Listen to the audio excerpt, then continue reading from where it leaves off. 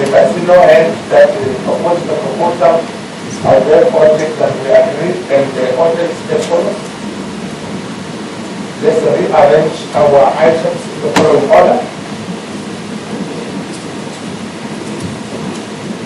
After the first do the minutes, excluding the closed ones, we have the following order. Our number one is the draft annual report for 2021-2022.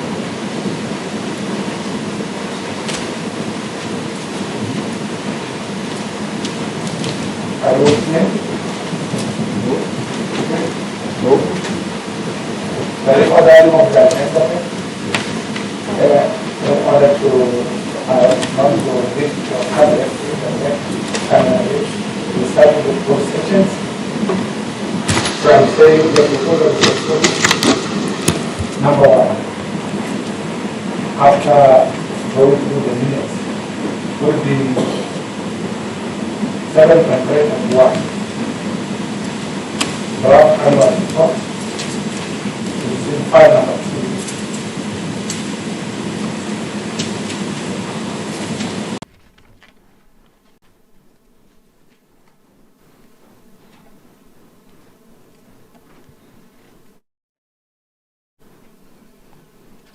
Will be reports of the audit committee 7.1, all 7.1. 7.1.1, 7.1.2, 7.1.3.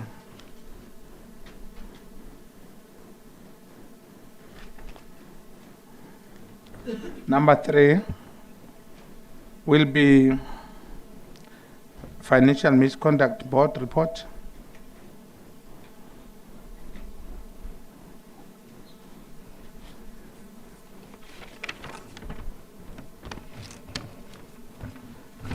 Number 4 will be 7.3.21, reports of the investigator appointed in terms of regulation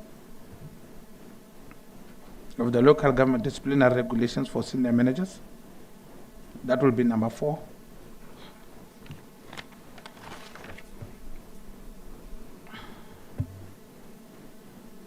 Number 5, 7.3.20.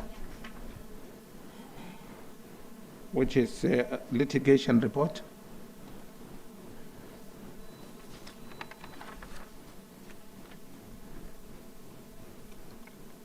And number 6 will be the minutes of the closed sessions, 5.2.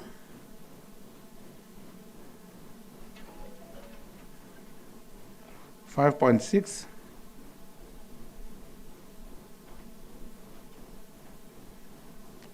5.7,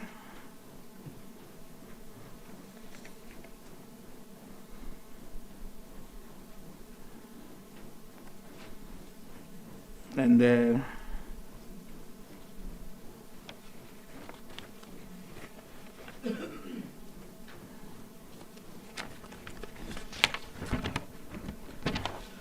in that order, therefore, will continue as normal on point 7.3.2. which will be from item number 7, continue in that order as arranged. I hope it makes sense. Thank you very much.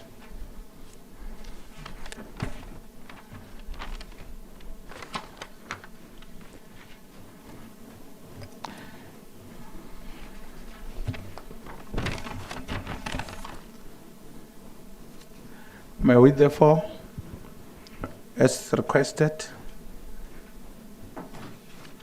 start with the closed session items. So we'll start straight to item number 1 and allow those who are not supposed to be here, Mr. Mtibi, not to be part of this council.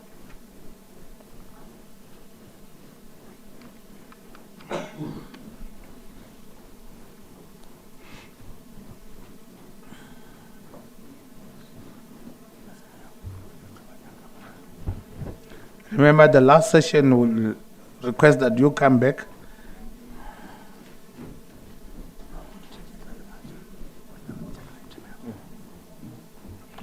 For Auditor General, don't go far as well.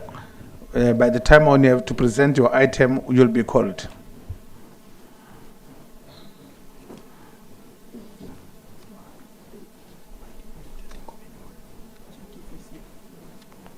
Mr. Ngoben also present here today. Was he here, Mr. Ngoben? Is he here? Okay. Oh, that's fine. What's this? Oh. Yeah.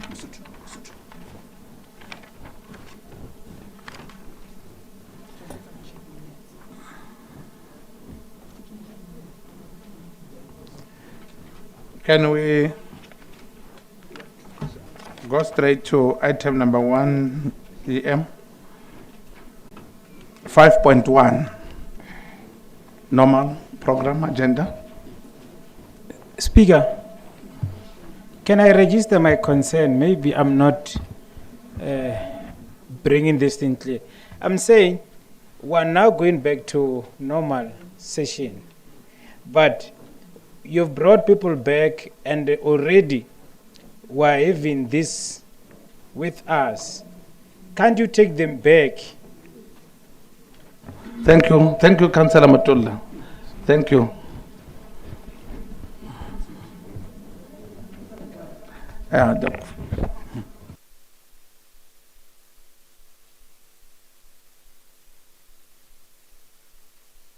Thank you very much. Can we go to item number 5.1 on the minutes of the 27th of October 2022? And I hope they will be taken as read, as I presented before, that the package has been given to councillors in advance.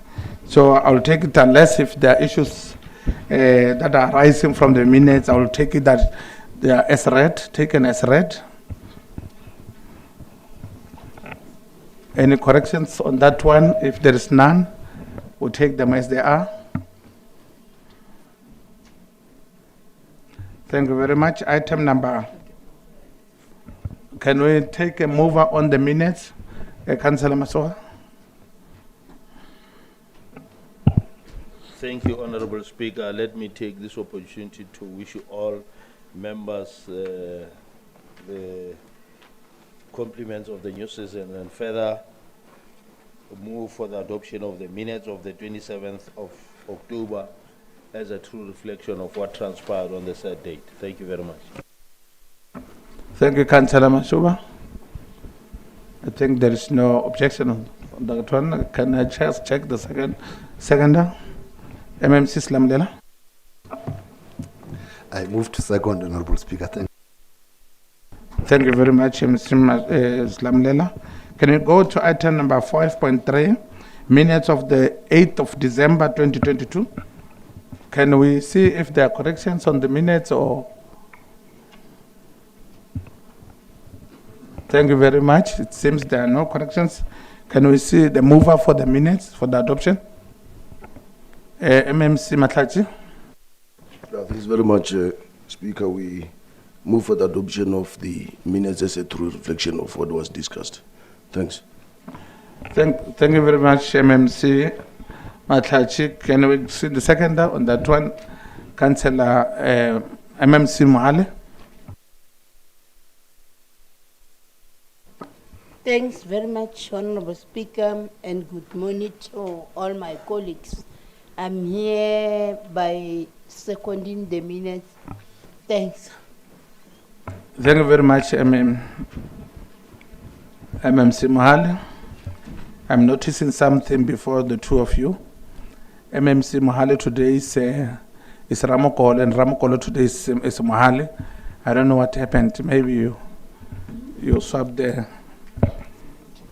name tags. Thank you very much. Can we go to item number, minutes on the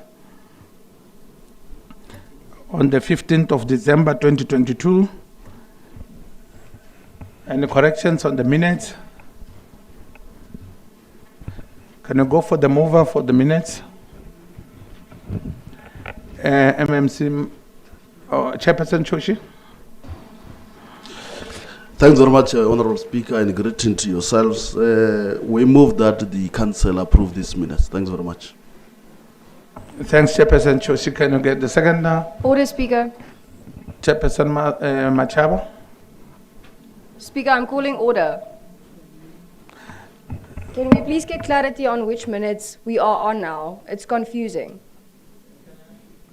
Thank you very much. We are on 5.5 on your agenda. 5.5, Councillor Bianca Moke of the 15th of December, 2022. Chairperson Machaba. The minutes, that council approved the minutes. Thank you very much. Can we go to 5.7? Oh, those ones are closed session. Let's go to item number 6.1. Open the resolutions, which of course are for noting. Can we move for the note? Thank you very much. Thank you, MMC Maswa. No, it's for noting. Thank you so much.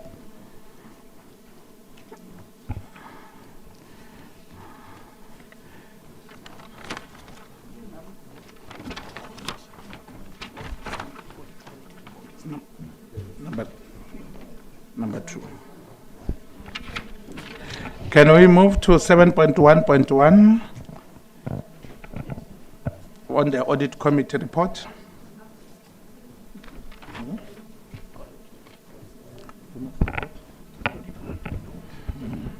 Audit committee report 7.1, 7.2. EM.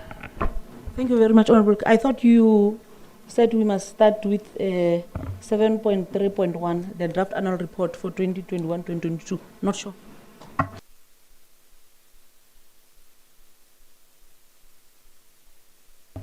Thank you very much. 7.3.1. Thank you, EM.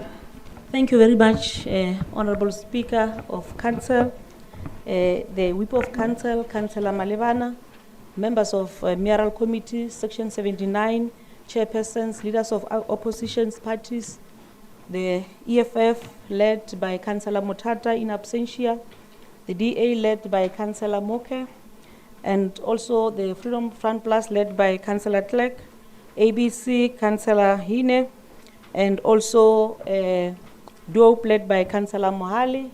My fellow councillors, let me also take this opportunity to acknowledge and appreciate administration as led by the municipal manager, Mr. Selepe, the chairperson of the audit committee, together with all members of the audit committee, Mr. Seb Ngubeni. I'm told we are also joined by the AG. I've seen Mr. Rasho Kenyi, and also investigators who would then be presenting in this council, and those who might be joining this council from home. Good morning. And let me also take this opportunity to give my regards and also compliments to the new season. I think this is the first council for this year. So happy that I'm able to see all councillors here. All of us were back healthy. Without any waste of time, Honorable Speaker, let me go back to the agenda item. The purpose of this report is to present to Council the draft annual institutional performance report and also assessment of the implementation of the approved 2021-2022 SDP. And also the report has been prepared in accordance with Section 52D and also Section 127, subsection 2 of the MFMA. And the key strategic objective for the report is also to promote good governance and also report on financial sustainability of the Capricorn District municipality. Honorable Speaker, we are also noting that the financial year 2021 was therefore a founding phase for this council to do its groundwork, familiarize itself with demands and dynamics of governance and also service delivery, and orientate itself on legislative framework systems and also governance structures of local government. So now is the time of the year to reflect on both the last financial year and the entire term under review, and also to take stock of all achievements as well as challenges that characterize our performance in that period.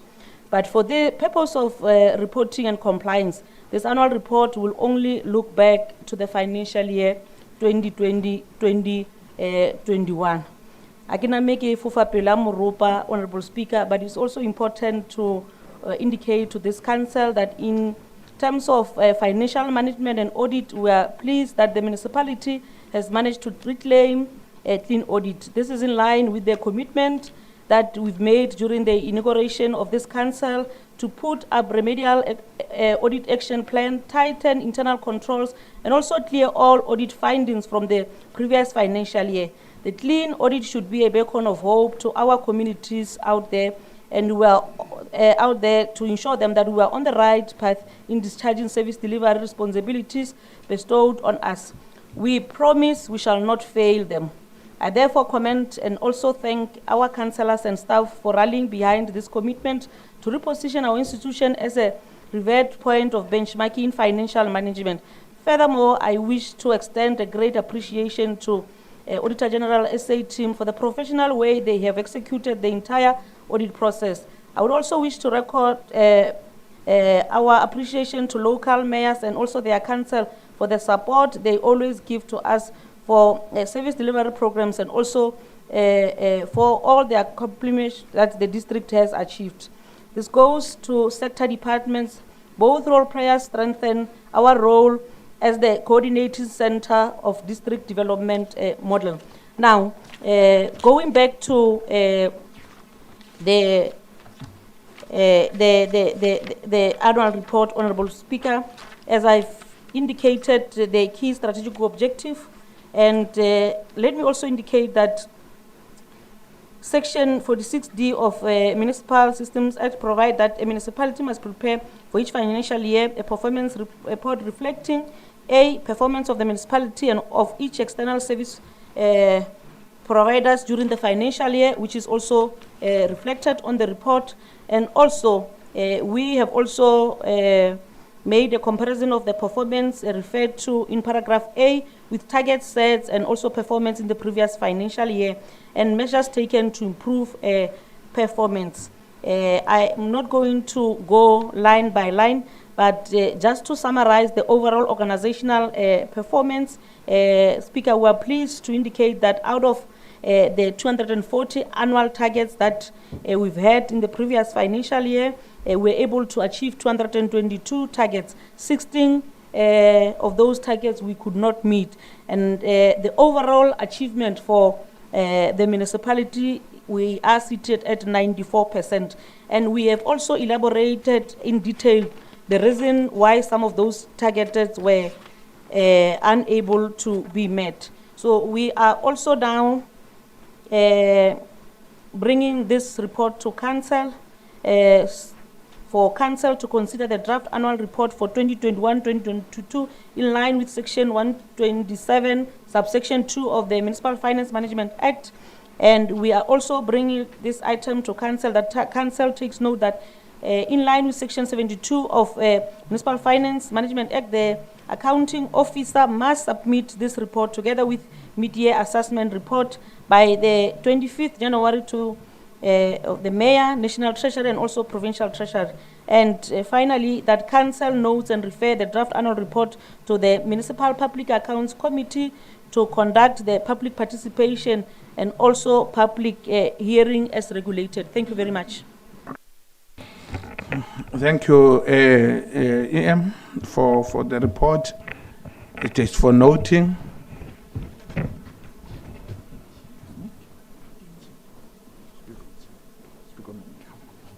Thank you very much, EM, for an annual report. We'll request the AG to speak on that report as well. AG.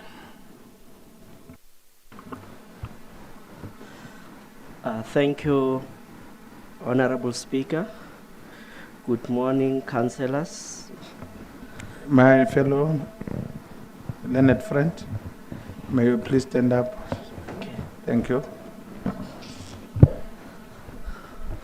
I apologize for that.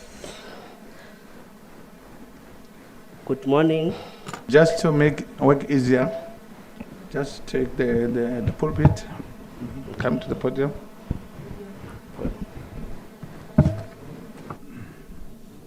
maybe even the name, so that tomorrow when they meet you, they must not just say AG.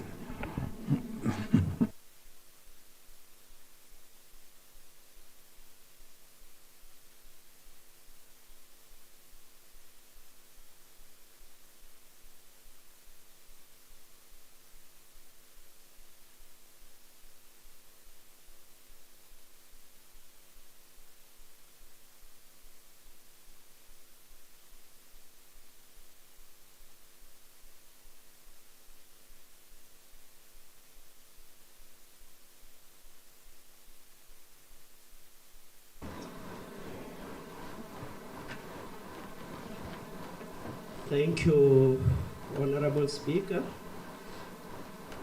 My name is Matshwenyeho Rashugeng from Auditor General South Africa. I'm not alone, I'm with Susan Tubahadi. Good morning, Honorable Councillors and Management. I've requested the presentation to be circulated. I will try to speak to presentation as well as the audit report.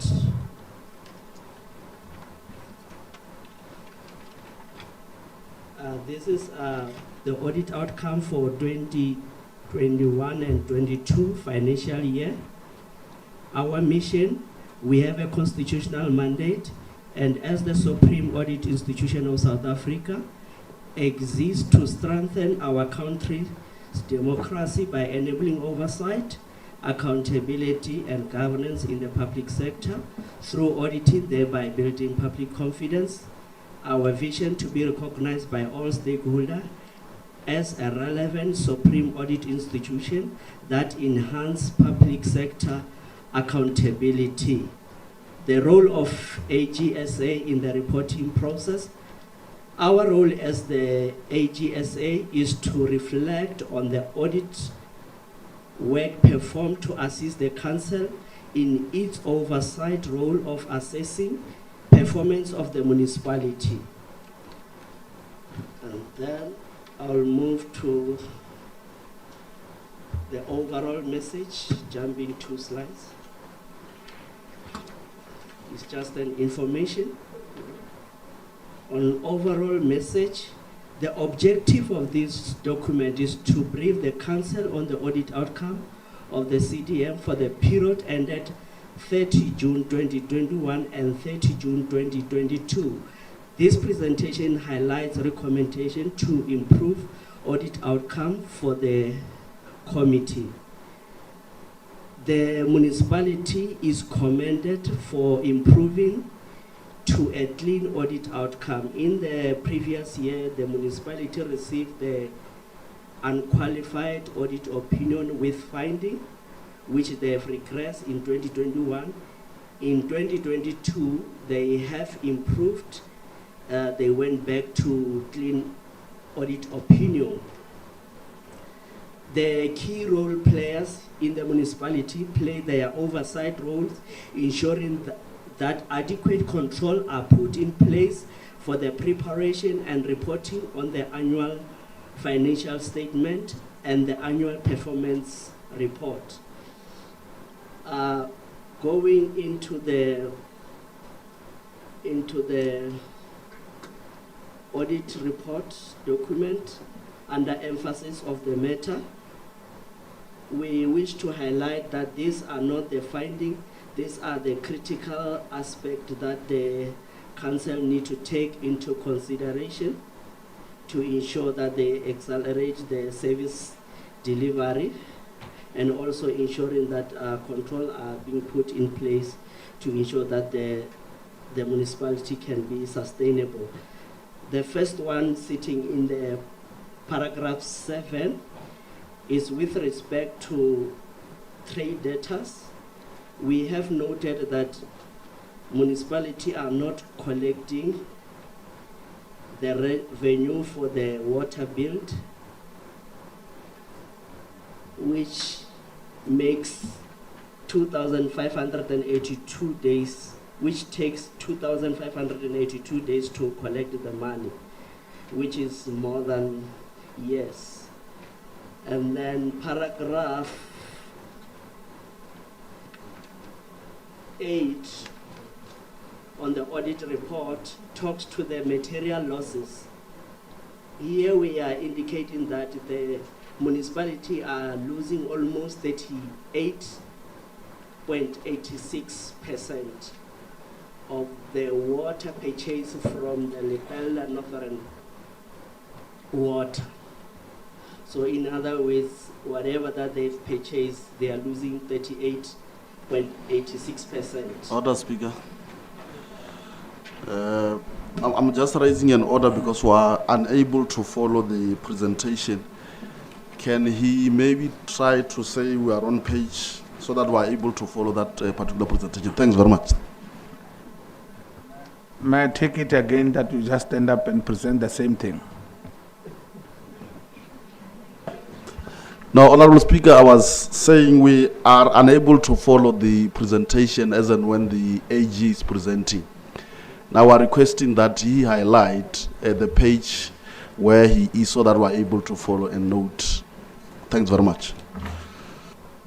Thank you, Chairperson.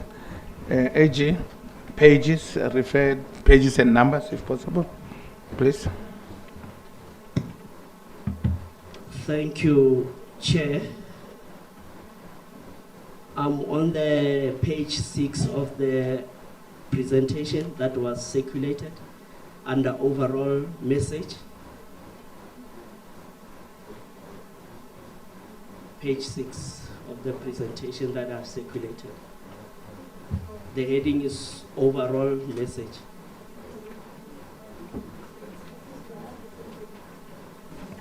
Can we just give AG time to present? If you have any question to ask for something you don't understand, we don't mumble, we raise up our hands. Okay, I was on paragraph 3 where I've indicated that the municipality is losing 38.86% of the total water purchase from Lepella Northern Water. And then if you go to the audit report that is in the annual report, I make reference to paragraph 8.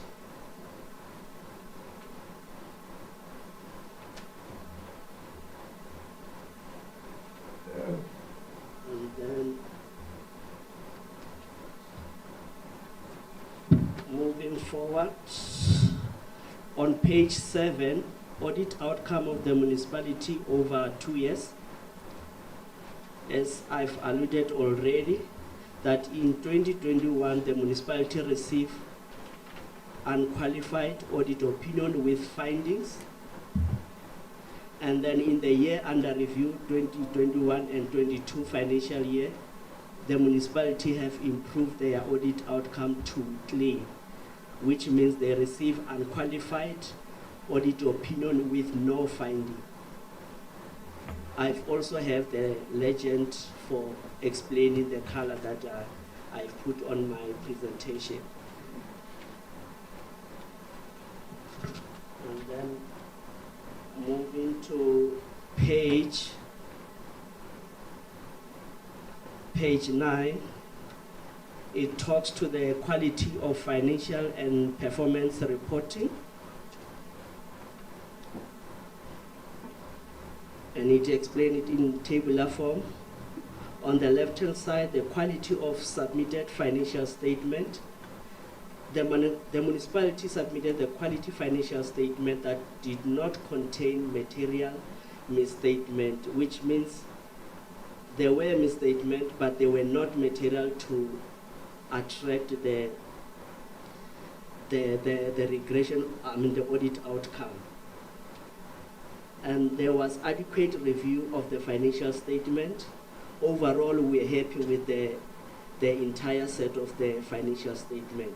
And then on the quality of performance reporting, There were no findings identified on the performance information report submitted for audit purposes. There was adequate review prior being submitted for the audit purposes.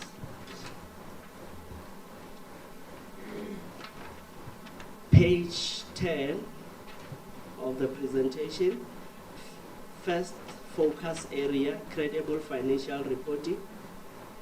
I've already spoke to that on the previous slide. And second focus area under page 11, performance report submitted without errors. Comparing it to the previous year, it was the same outcome. Reliable reporting of achievement, comparing to the same year as well, it was the same. Usefulness of the performance indicators and target, it was the same as the previous year. And then page 13 of the presentation, third focus area, compliance with legislation. In the current year, the municipality improved in the area of compliance with legislation. Comparing it with the prior year, there was one material finding with regard to the material adjustment of the financial statement. So in the year under review, there were no material finding. So the municipality have improved, that's why now is clean audit opinion.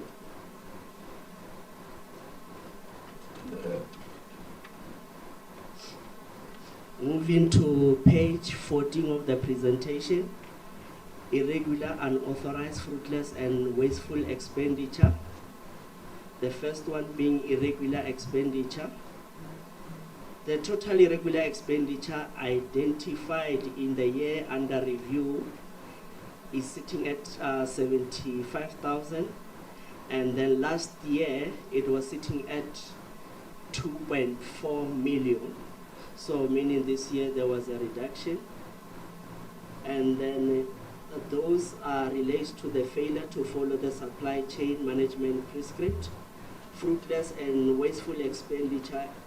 Under fruitless and wasteful expenditure, there was a increment. In the previous year, it was sitting at 700,000. And then in the year under review, it was sitting at 1.3 million.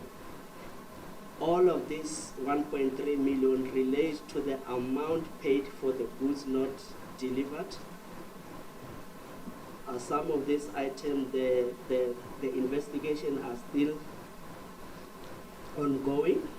We will follow up in the subsequent year with regard to the consequence management. And then moving to page 50, I've already spoke to these issues of irregular expenditure. And then fruitless as well, I've spoken to it that there were investigation done on those issues, and then the follow-up will be made in the subsequent year to verify as to whether the consequence management has been implemented by the accounting officer. And then moving to page 18 of the presentation is assurance provided.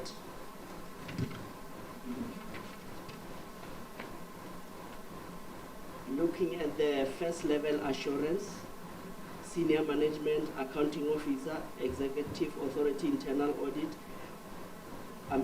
up until executive authority, it's consistent with the previous year.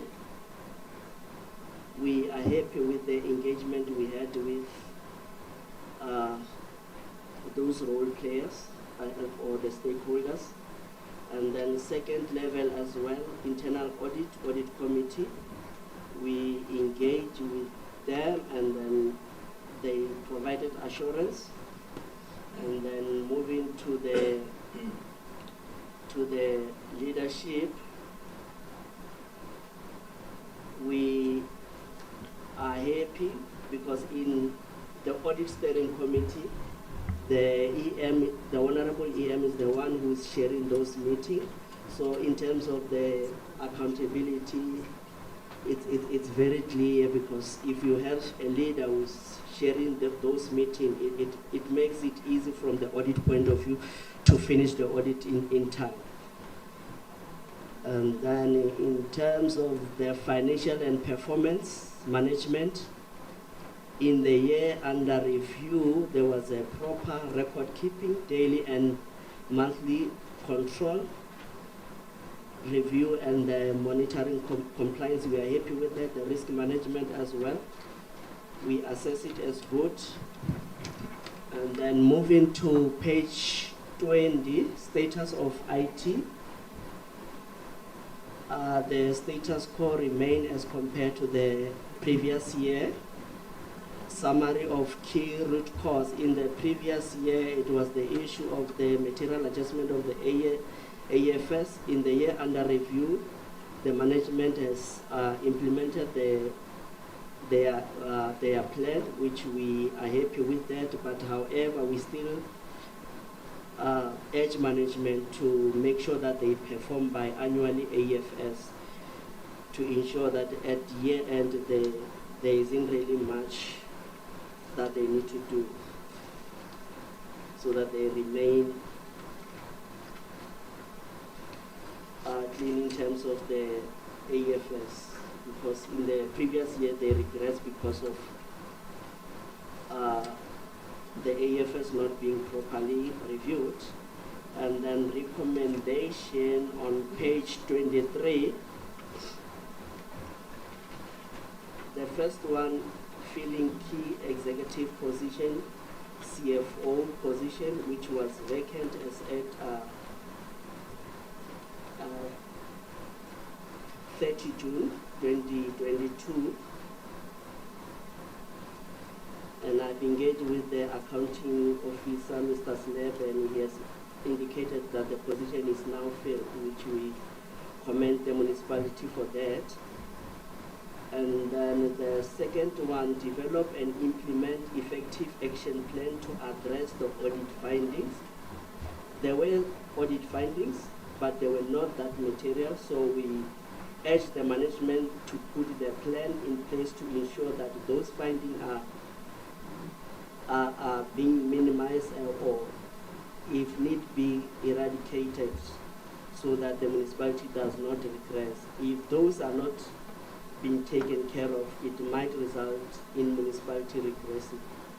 And then the third issue relates to monitor performance and implement consequence management, as I've also highlighted it under the issue relating to the fruitless and wasteful expenditure.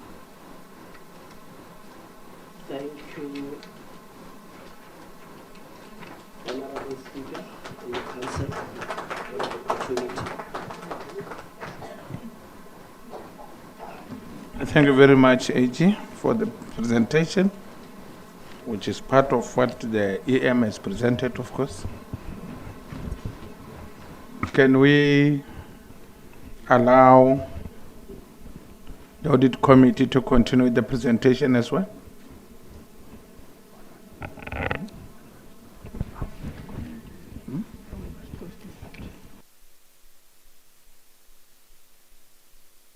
Yeah, in the meantime, you just sit next to me. I want to take a visitor next to me. Thank you very much. I think now, as the EM has presented this item and shown that it's for noting and be referred to public for public participation, can we move it that way?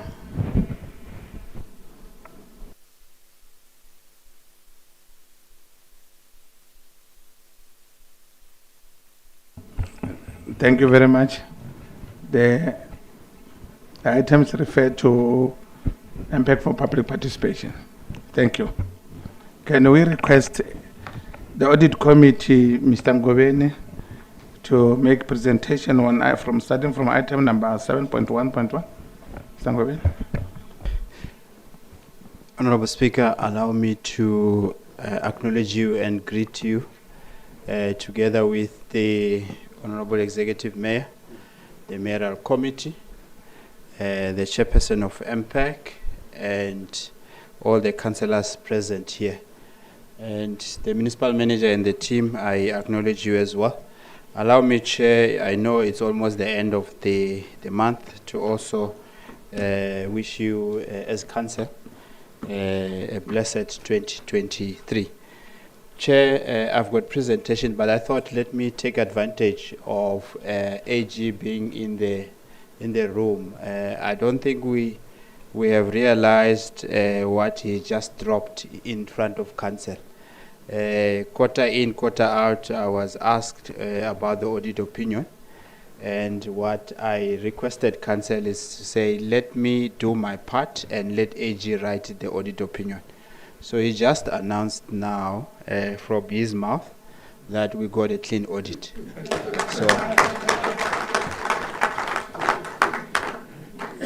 So I thought that's very important, and thank you so very much, AG, for assisting us, and we are looking forward to having an engagement with yourself.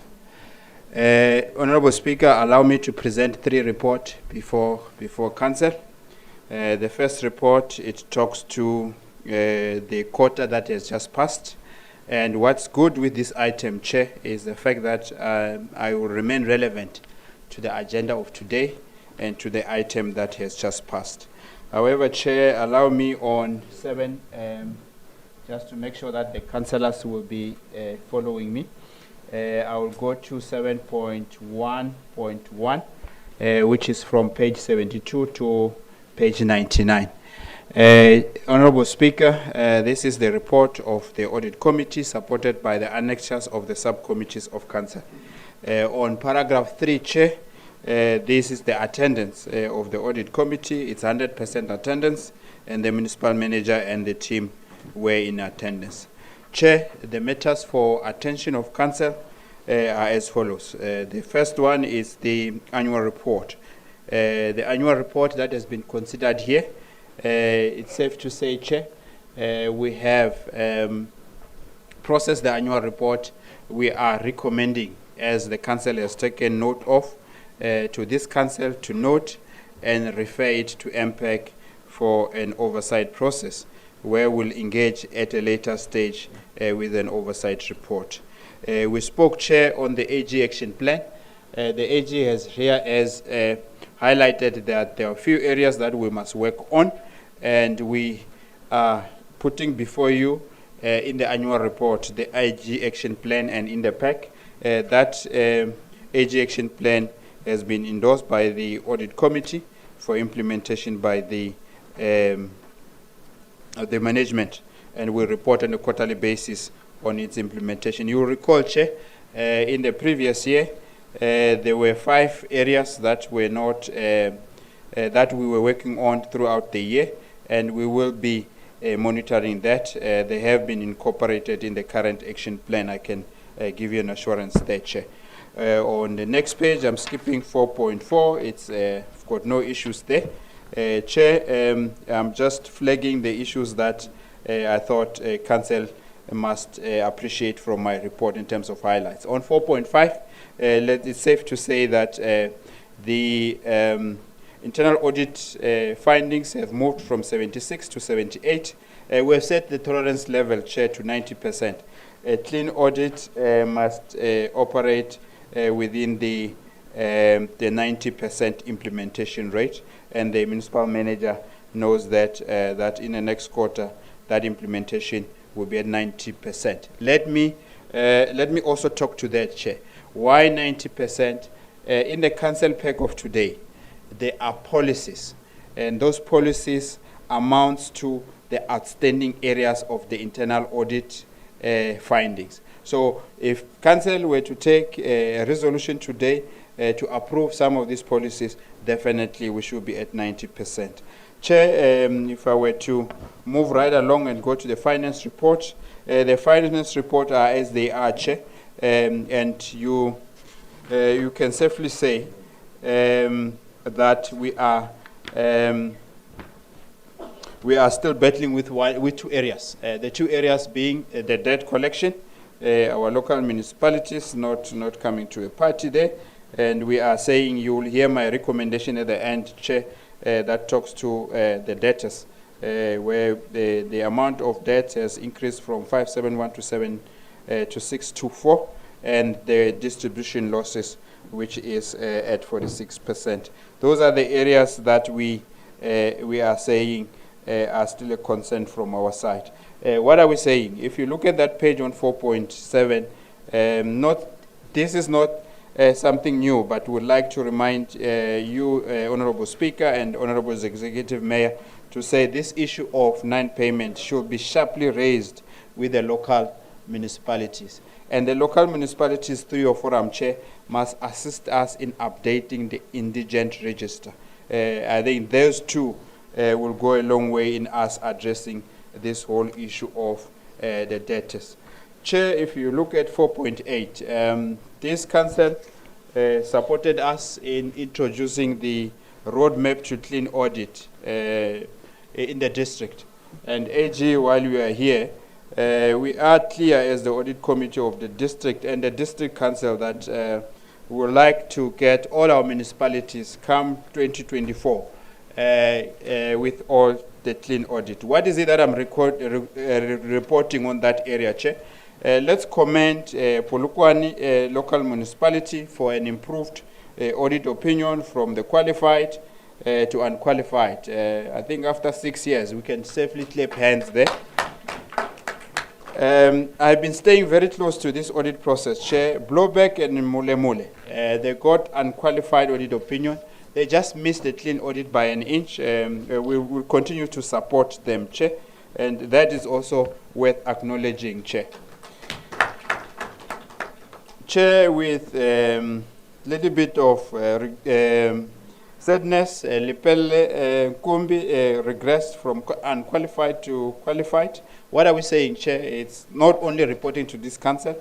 We'll work closely with Lepelle in support to get them where they belong, where they were in the previous meeting, in the previous year. Chair, with your indulgence, we are also recommending the following to council, to say the Honorable Executive Mayor for the audit, the clean audit strategy to take shape in the district. We are proposing, Honorable Executive Mayor, that you should formally launch this Operation Clean Audit in the district in the month of April.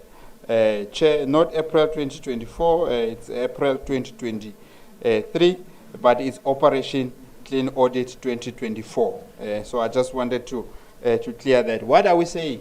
We should invite the following people, Honorable Executive Mayor, in that launch the AGSA, because they need to be a partner in this Operation Clean Audit, the speakers of the different councils, the mayors of the different councils, the MPAC chair, audit committee members. We cannot forget Treasury and Coxter, Honorable Speaker, for them to be invited to participate and help us and be a partner in this process, together with SALGA as well. You can ask why National Treasury.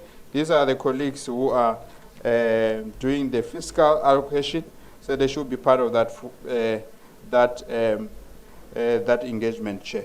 On 4.9, what are we saying? We are saying let's commend the municipality for achieving 98%. And I want to take this one, Honorable Executive Mayor, by also commending the district matriculants who have made us proud as well in their matric exam. So they belong in the 98%. Let's clap hands for them as well. So thank you so very much, Honorable Speaker. The next page of my report has got nothing for council to really be worried about. We consider the risk management report. We consider the ICT governance report. We consider the unwanted expenditure. There was nothing for the quarter. In terms of compliance, there was no non-compliance recorded. And if you were to look at the last paragraphs of this report, which is the December report, Chair, on 4.14, is the issue of litigation. Our cases still remain where they were, and we are We were comforted that there is progress in this regard, Chair, but we can't record it yet in terms of getting dates with the court for processing these items. So that's the progress that I want to report there verbally. However, the matters are still where they were in the previous quarter. Chair, in conclusion for this report, in terms of corporate services, we are saying the municipal manager shall keep us updated on the progress of filling the current vacancies in senior management and throughout the organization. And we are also selfish as well, Chair. We are saying he should assist us in appointing the internal auditors, because the internal auditors also reports to the audit committee. In terms of the losses, I've spoken to that. In conclusion, with my presentation, Chair, this is, I know, Chair, I will not forget your request in terms of, I must be clear of what I want from Council. I'll come back to that, Chair. On 7.1 and 7.3, 7.12 and 7.3, those reports are attached in the pack. The first one is a response to the, is to confirm to Council that we did have an engagement with the AG and we concur with the audit report. We concur with the audit report and we'll take it any day, AG. So the clean audit is ours. Chair, on 7.13, this is the formal response to Council on the AG findings. Two issues that I want to highlight there. The recommendation from the audit committee, Chair, is that the municipal manager must on the monthly basis update the Honorable Executive Mayor on the implementation of the AG SA findings. I must repeat that, and we agreed that we'll find that in the corporate calendar of the municipality that the municipal manager shall do so. Together, Chair, I will then take the process further on a quarterly basis and update the Honorable Executive Mayor on the progress made. So those are the three reports. I won't go to 7.2.1, which is the board, which is a closed matter. What is it that we are looking for from Council for these three reports, Chair? It's once more to get Council to adopt the report of the subcommittee of Council. Thank you so very much, Honorable Chair, Honorable Speaker. I must say once more, let's acknowledge the district for having achieved a clean audit. Thank you so very much. Thank you very much, Chair Ngobeni, for the wonderful and explicit report. Can I allow the fellow councillors to engage on the report?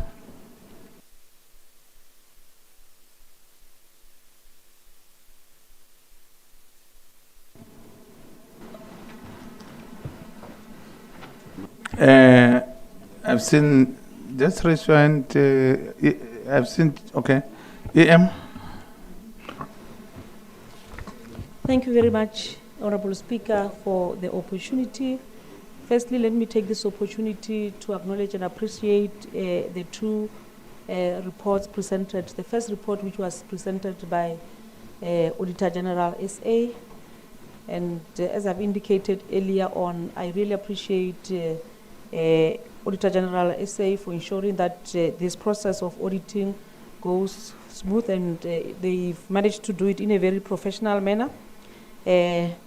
And please, Mr. Ngobeni, don't be surprised that we are today not celebrating that much. We've celebrated since the rumors were out that Capricorn District Municipality received a clean audit. So we're just waiting for this day to the formal announcement. But we're also noting also the matters of emphasis which have been brought forward by the AG, particularly on the amount of water losses that we are receiving, that we have as the Capricorn District Municipality. And we're also going to ensure that all the matters which have been raised, we will be able to deal with those matters. But also, let me also appreciate the support which has been provided for by the audit committee. Time and again, they made sure that they report to council outstanding issues which we need to deal with, particularly outstanding issues which have been raised by the AG in the previous financial year. So, Mr. Ngubeni, your report were the ones which made us to ensure that in every mayoral committee meeting, we have a standing item on the implementation of audit action plan. And I must say that indeed assisted. Thank you very much. That is on the first report. On the report by the audit committee, we do also welcome the report as presented by the audit committee. And I think, colleagues, it's important that we go through the report of the audit committee because in a way, it's a reflection of how are we doing as the municipality and how best can we improve. And basically because the report of the audit committee also has recommendations to us as council on how best can we then improve. We are also noting the recommendation as presented by the audit committee, and indeed, in addition to what we've been doing, where we have a standing item on the audit action plan, Mr. Ngubeni, the MM must ensure that I'm properly briefed myself together with the MMC of Finance on the implementation of the audit action plan. But also, there has been a lot of improvement, particularly on administration, which I must also commend on the ensuring that they resolve at least most of the findings of the internal audit. So we really appreciate work done by management in that regard. And we've had you, MMC Slamulela, you've had the chairperson of the audit committee indicating that can we fill vacant positions, particularly executive at executive management, but he was very specific also to ensure that all vacant positions under internal audit should be filled, so that we are not only able to maintain the clean audit, but also are able to also assist our local municipality in ensuring that they also attain clean audit. So with those few words, we do adopt this report together with the recommendations. Thank you very much. Thank you so much. Oh, and I hope all of us would be there when we launch Operation Clean Audit. Thank you very much, EM. Thank you so much. Speaker, but she didn't announce as agreed. Will be today and so. Just at the fresh. No, I was just saying on a speech because I don't think she was discussing the report. On the speech, she just forget what she promised in December, that no one must celebrate. The celebration will be in January. Yes. So that we just want the venue. We don't want anything else. A reminder, yeah. She says it will be communicated, Councillor Mtuli. Thank you very much. So can we move to next item, fellow councillors? Chairperson Choshi. Thanks very much, Honorable Speaker. Now I understand what Councillor Motola is saying. It was difficult, of course, to read this document because we were campaigning. That's why there are not a lot of people who are commenting. Honorable Speaker, I rise to second that the Council approved the 3 report as presented by the chairperson of the audit committee and all the recommendation that has been made. Thanks very much. Thank you very much, Chair. Can we move to now closed session, I guess?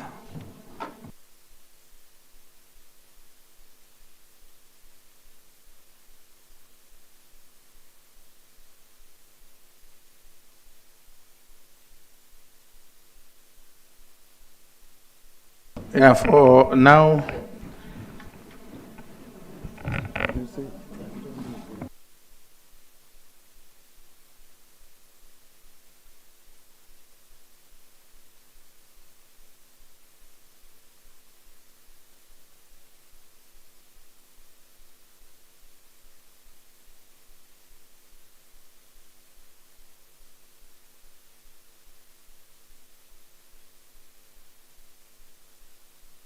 In the meantime, we'll be going to item number 7.2.1. Chief Whip.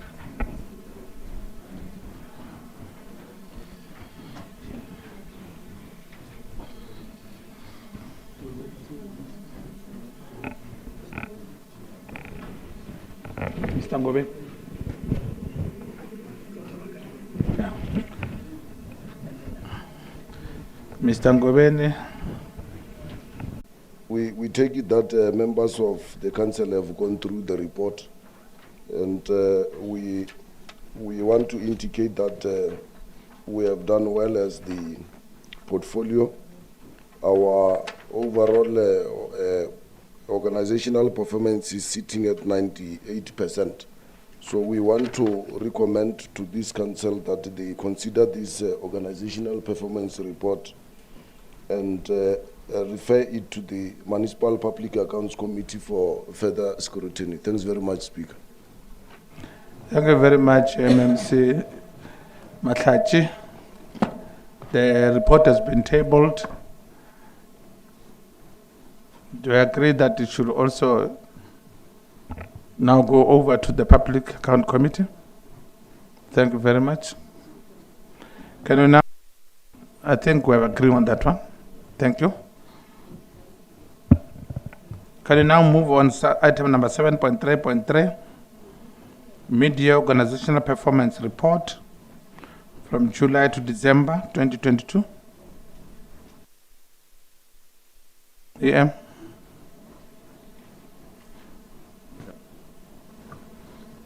Thank you. I'm also going to request Matlachi to proceed with the next report. 7.3.3, MMC Matlachi. That is the Media Organizational Performance Report.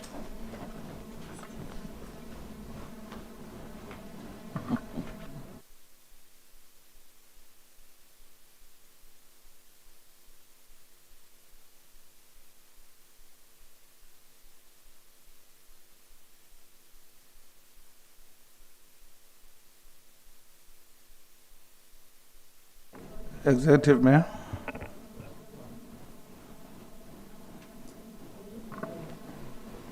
Thank you so much. I'll just, okay. Thank you, Honorable Speaker.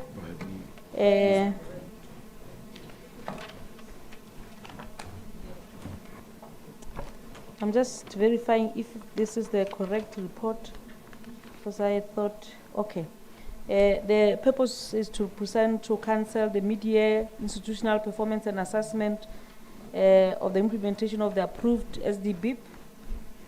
And the report is at the end of second quarter of the 2022-2023 financial year as per section 52 D and also section 72 of the MFMA. The overall organizational performance, Honorable Speaker, we are indicating that out of the targets which we've set 210 and 24 of those targets are not applicable for this period of reporting, and the targets which we have achieved so far, it's 176. The target which we have not achieved are 3, which makes it 2%. So the overall performance for the midterm is 98%. And I think on the report we are also indicating and also giving reasons as to why have we not achieved the 3 targets which we said we are going to achieve. We're also recommending to Council that the mid-year institutional performance in line with the approved 2022-2023 SDBIP be noted and by Council.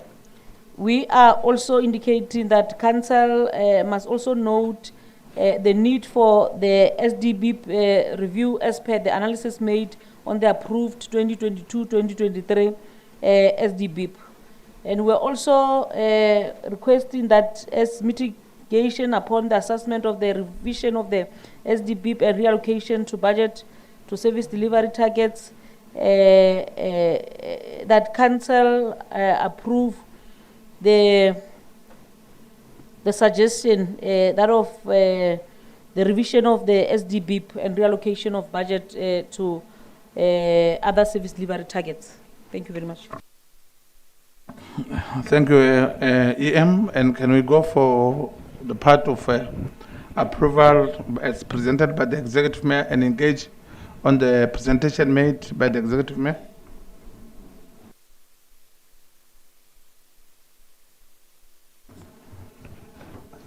On the presentation engagement? Any seconder to the, okay, MMC Masoga? Thank you, Honorable Speaker. I hereby stand to support the proposal as made by the Executive Mayor and further make us note that with the review of the budget and other related matters, it should be looked into in the same way. Thank you. Thank you very much, MMC Masoga. Can we move over to item number 7.3.4, DBSA applications for non-lending support? Executive Mayor. Thank you very much, Honorable Speaker. With your permission, I'm going to request MMC Masoga to present the report. MMC Masoga. Thank you, Chairperson of Council. Thanks as well to the Executive Mayor for the opportunity given. This is an expression of interest to participate in and adopt a district program. The purpose of this is to make submission to this council for approval purpose that we approve the adoption of the Adopt District initiative. They are clear, background is very clear, it outlines exactly what is expected out of us. The objectives of this program are as well highlighted in page 128. The district approach that is seeks to give us guidance is as well highlighted on page 129. The letters from different institutions that seeks to participate in this program are as well highlighted as Annexure A to Annexure F, that includes the municipalities that are supposed to be part and parcel of our initiative. On the recommendation, we are hereby recommending that Council note and approve the municipal expression of interest in the Adopt a District program, that in instances where the application is successful, the municipal manager must as well be given the latitude to deal with all the necessary protocols that are actually expected. Thank you, Chairperson. Thank you, MMC.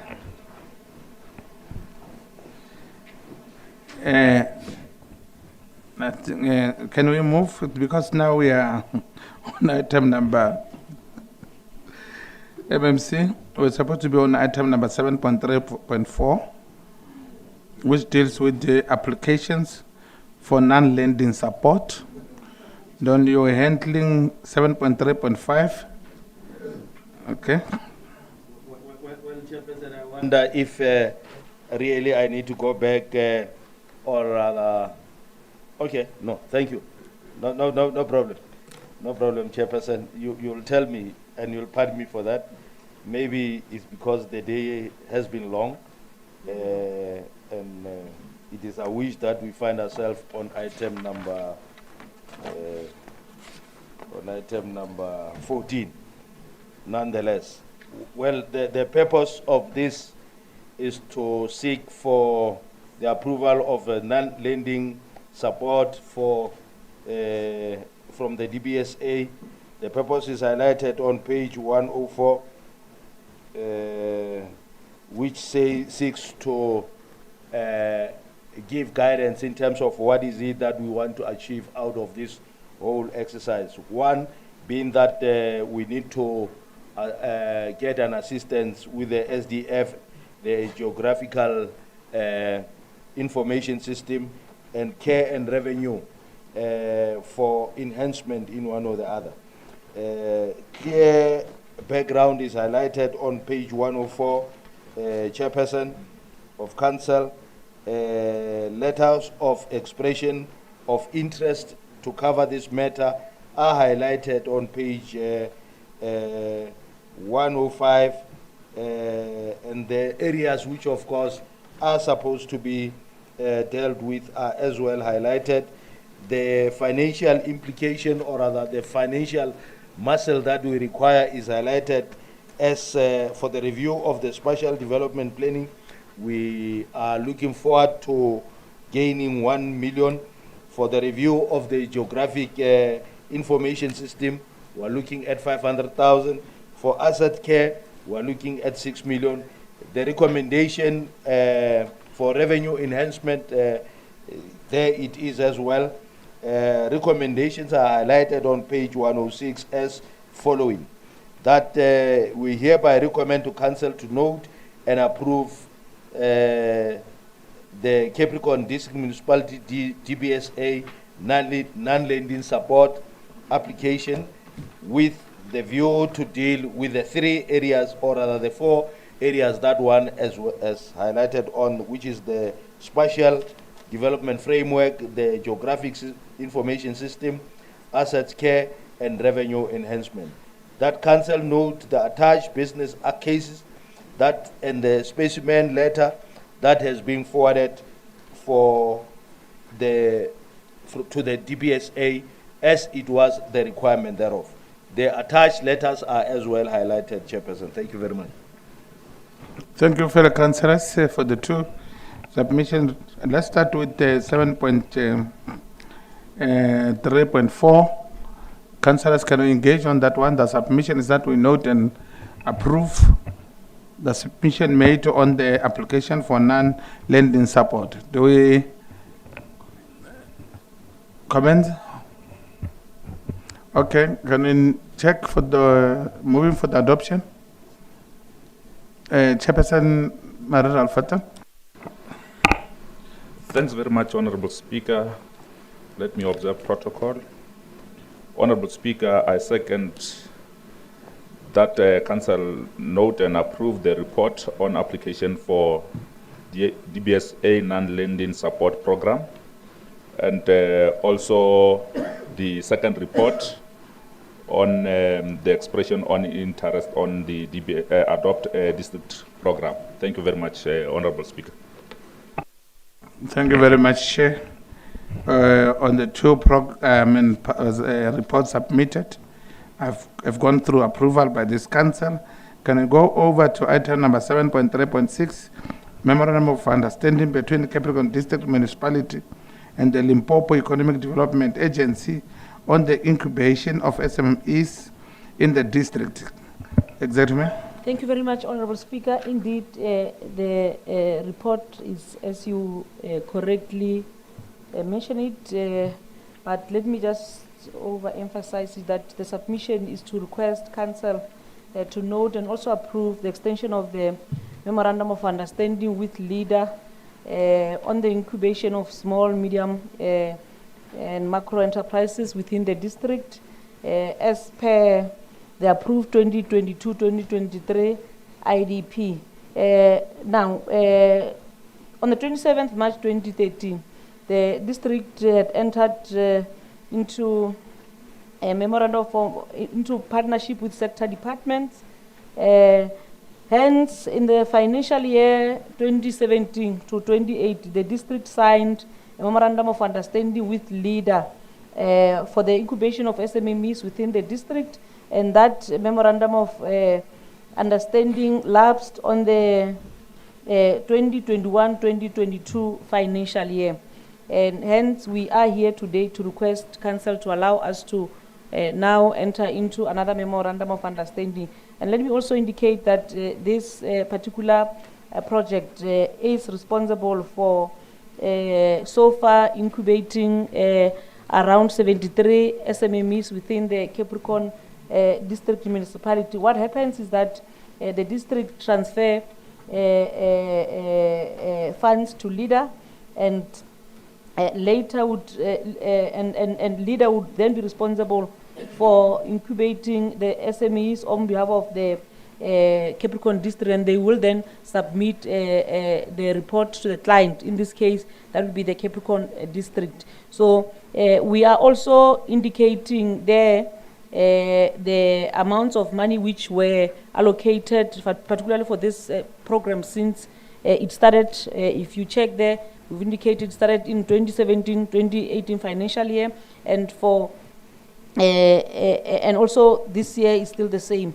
We have also given a bit of a background, particularly on the recruitment process that was that has been followed, and we further elaborated more on the benefits of the program, particularly to the SMMEs, and we are indicating that indeed we are in compliance with MFMA, and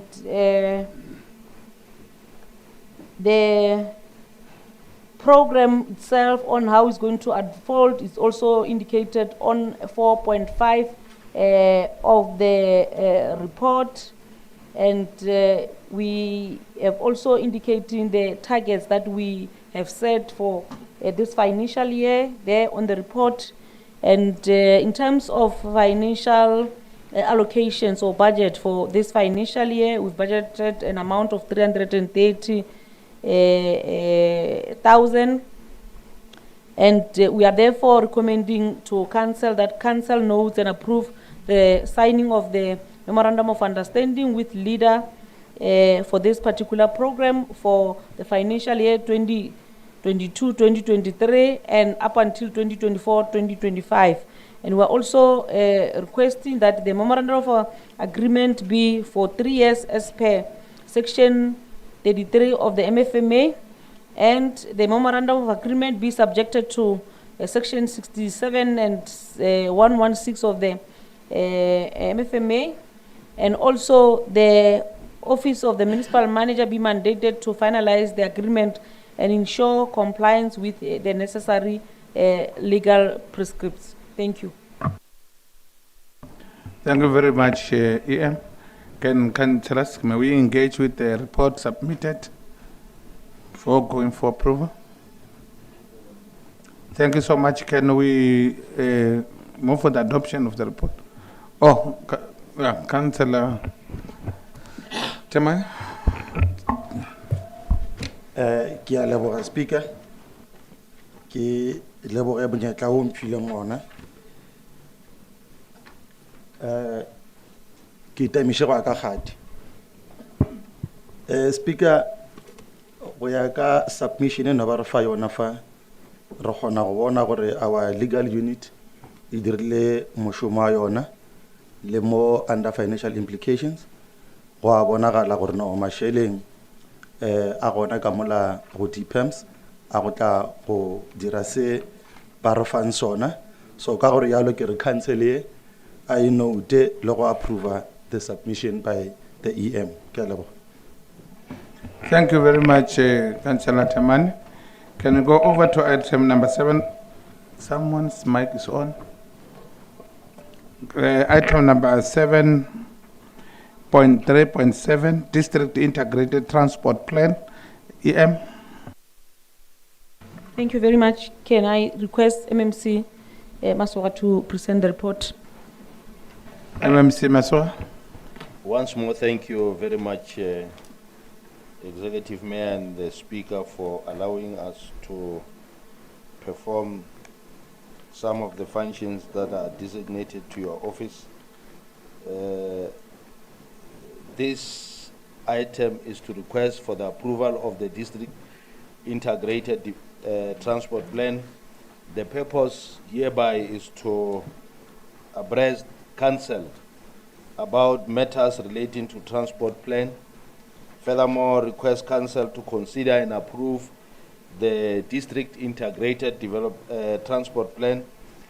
Further, approve the District Integrated Plan to be publicized for inspection, comments, and inquiries by those who has got interest. On the background, Section 11, Subsection C, Subsection 1, and Subsection 4, read with Section 36 of the Land Transport Act, requires us as a district to be, as an arbiter of planning, to be the ones that are actually dealing with matters related to planning of transport-related matters. The last time when the district did this very same aspect was in the year 2012, 2023, which the process gave into effect up to 2018. We have gone through all consultations with different stakeholders, starting from Limpopo Department of Transport and Community Safety, the Department of Public Works, Roads and Infrastructure, Economic Development and Environmental Affairs, Road Agency Limpopo, the 4 municipalities that which of course are aligned to Capricorn District Municipality, Santaco as an organized taxi association, Bakwaduwa Bus Service, Great North Bus Service, Kopanova, but Madodi, and all those others who has got interest in this whole further matters. It is for this reason that we are then saying to you that we have got financial implications that relates to the project being budgeted for 1.2 M, but out of it, it's 897 that which has been which will be utilized for this very same matter. In terms of the recommendation, we are recommending here that council should note or rather be informed of the progress that has been made so far. Further request council to approve the 5-year district integrated transport plan as developed, and further approve that further discussions and be dealt with once this matter has been publicized, so that comments and further inquiries can be allowed. There are letters from different institutions that are as well taking part in this whole exercise as highlighted. Thank you very much, Honorable Speaker. Thank you, MMC Masua. Councillors, may engage in the report. Thank you, MMC Masua. May you switch off your mic and may we move for the adoption. Chairperson Marie Ralph-Fatane. Thanks once again, Honorable Speaker. I second the move for the approval of the District Integrated Transport Plan as presented by the member of Mayoral Committee responsible for DPEMS. Thank you very much. Thank you, Chairperson Marie Ralph-Fatane. May we go over to item number 7.3.8, report on noting and acknowledgement of the District Tourism Association. Yeah. Thank you very much, Honorable Speaker. With your permission, I'm going to allow MMC Mama Bolo to present the report on behalf of the executive. Oh, she's not here. She's out, but she's present, but she's out for now. Okay, thank you very much, Honorable Speaker. In that case, I will continue presenting the report. The report is basically to inform Council, particularly on the existence and of the Capricorn District Tourism Association, and also approve that Capricorn District Municipalities enters into Memorandum of Understanding with the District Tourism Association. Part of our mandate as prescribed in the Municipal Structures Act, Honorable Speaker, is basically to promote local tourism for the district. So Capricorn District Municipality then assisted or facilitated the establishment of Capricorn District Tourism Association, and members are indicated as there. The office bearers, the chairperson, ki me Lerato Sukhovela, and then Rabalebo Ntate Mabeba, Balaba Ona Mahabeni, farm as the deputy chairperson, secretary, ki secretary Barona Molebona. I will not go through name by name, but also just for the comfort of council in terms of financial implication, we are not obliged to transfer funds to the Capricorn District Tourism Association. But what we are doing is to provide or offer non-financial support in the form of office space for meetings, and also assist in the promotion of tourism in the district by providing space and accommodation at different marketing platforms in the district, and also sponsorship of tourism initiatives that helps with the promotion and development of tourism in the district. And by so doing, we'll also be enhancing our LED so that they also assist us in terms of job creation. So we are then recommending that council notes these members of the Capricorn District Tourism Association, and we're also further indicating that council knows that Capricorn District Municipality is the secretary of the District Tourism Association, and that council approves that Capricorn District Municipalities enters into a memorandum of understanding with the Capricorn District Tourism Association on the development and promotion of tourism in the district. And further, the office of the municipal manager be mandated to finalize the agreement and ensure compliance with necessary legal prescripts. Thank you very much, Speaker. Thank you, Executive Mayor. Councillors? Okay, can we now move for the adoption of the report as presented by Executive Mayor? Councillor Chairperson. Thank you very much. Thank you very much, Speaker. I want to move for the adoption of the report as presented by the Executive Mayor.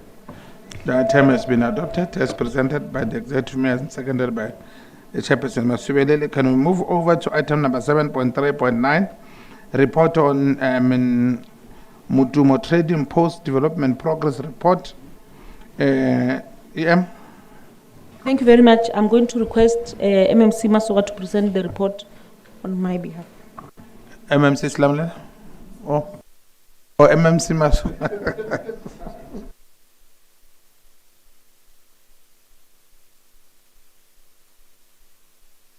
Thank you once more,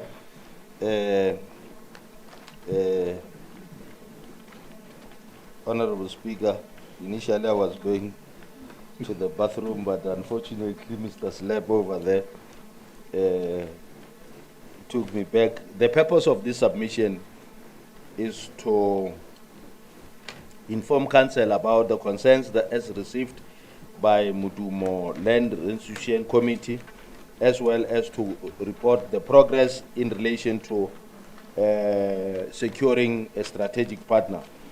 The background is very clear. It outlines exactly what is it that which, of course, we are seeking to achieve, and the length and breadth that which, of course, we have traversed together with the communities in ensuring that we are able to a certain extent, deal with this matter.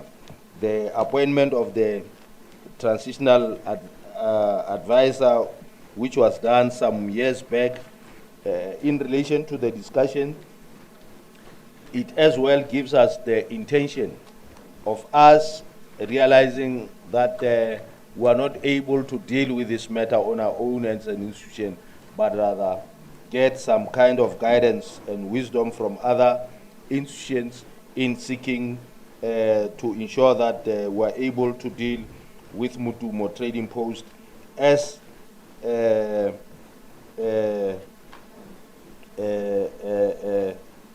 institution. The request that has been highlighted, Honorable Speaker, by those who have resided there in some years, time immemorial, are that they have graves in that area, and having graves, they regard that as part and parcel of the heritage site in one or the other. Furthermore, they've got initiation places. I they form part and parcel of the heritage site, which must be demarcated accordingly. So, erect a stage for arts gates, receive shares of dividends. These are some of the requests that has been actually made by those who have stayed there before. But suffice to say that in relation to the recommendations, that which of course we are putting forward is that one, we need to make sure that we deal with the following, that we upgrade the abolition facilities, because for those who are actually working there, who are residing there on daily basis, the securities and everyone else who's there, they don't have proper abolition facilities. So we're saying that earlier on, when the executive mayor was actually presenting a midterm report, we took note of the fact that she has actually indicated that part of the responsibility is to make sure that we somehow review the budget, that which of course will be there. We are of the view that the budget, as we review, or rather as we do whatever Honorable Ramukolo, it must as well take into consideration the issue of abolition facilities, so that they should be there. But further, we are saying that we must consult with other government departments on the request. We must communicate through the municipal manager, once this is approved, that the Department of Sports, Arts and Culture, being one of those that are actually dealing with issues of heritage, should be brought into picture, so that they must assist in ensuring that we deal with some of the salient things that are actually dealt with over there. That council mandate the municipal manager to do with any incidental matters regarding Mutumo trading post, so as to ensure that to a certain extent we are then able to deal with the situation as it stands. Suffice to say that we so hope that very soon we'll have a partner in the form of public-private partnership, and once that is actually realized, we might be able to sing Hosannas and Hosannas, so that we are then able to continue a better life. Thank you. Thank you, MMC. The report is presented. Engagement on the report and move for the adoption. Chairperson Norin Al-Fatah. Thank you, Honorable Speaker. I second the move for the approval. Can you please switch? Sorry. Thanks very much, Honorable Speaker. I move for the. I second the move for the approval of the report as presented. Mutumon Trading Post Development Progress Report. Concerns raised by the Land Restitution Committee. Thank you very much. Thank you very much, Chairperson. We're now on item number 7.3.10.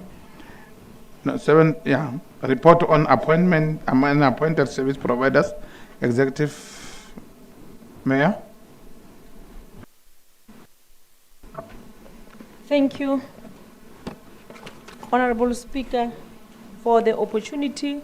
I'm now going to request MMC for Finance, Councillor Ramukolo, to present the report. MMC Maria Ramukolo. Thank you, Honorable Speaker. Let me observe the protocol once more. The report is for the appointment of capital and internal projects, as outlined there under the purpose that we are submitting this report to Council on the appointment of capital and internal project for second quarter. The background is outlined. I'm not going to read under the financial implications. we do have a list of attached service providers. And in terms of legal, we are complying with the SCM regulations. And we are therefore recommending that council note the report. Thanks. Thank you very much, MMC Ramukolo. The report on the appointed service providers, service providers is for note. Can now move over to item number 7.3.11, report on deviation from supply chain processes. Yeah. Thank you very much. While MMC is still standing, I'm going to allow her to also present on that report too. MMC Ramukolo. Okay, thank you very much, Honorable Speaker. The purpose we are submitting before council here to note the second quarter deviation report from the SCM processes in line with this section 36 of the SCM regulations. The background is outlined, and we are recommending to council to note the second quarter deviation report from the SCM processes in line with section 36 of the SCM regulations. There's a list attached on page 412 to page 416. Thank you very much. Thank you very much, MMC Ramukolo. A report on deviations from the SCM processes for noting. Can we go over to item number 7.3.12, billing and revenue collection report, MMC Ramukolo? Thank you very much once more, Honorable Speaker. The report is for, we are submitting this report to council. So to note the status quo on our municipality for revenue collection, and we are also indicating the challenges, progress to date, and also the corrective actions. As outlined there, we are having section A that narrate water billing, the payments, challenges, progress to date, and corrective actions for our local municipality, 3 local municipalities. And we are also outlining the debtors age analysis in all municipalities, and also the top 10 debtors in all 3 municipalities. And we are also narrating on section B, the revenue from other grants. And section C is also allotting other income from sales of tenders. The report, without going through details, the report is for noting, Honorable Speaker. There's a summary on pages as outlined. Thank you very much. Thank you very much, MMC Ramukolo. The report on billing and revenue collection presented here is for noting. Fellow councillors, the following councillors are allowed to leave: Councillor Ratlana and Councillor MMC Ratlana, Councillor Malibana, who are supposed to join Mole particularly at 14 hours. Can we now move over to item number 7.3.13, contract management policy? Yeah.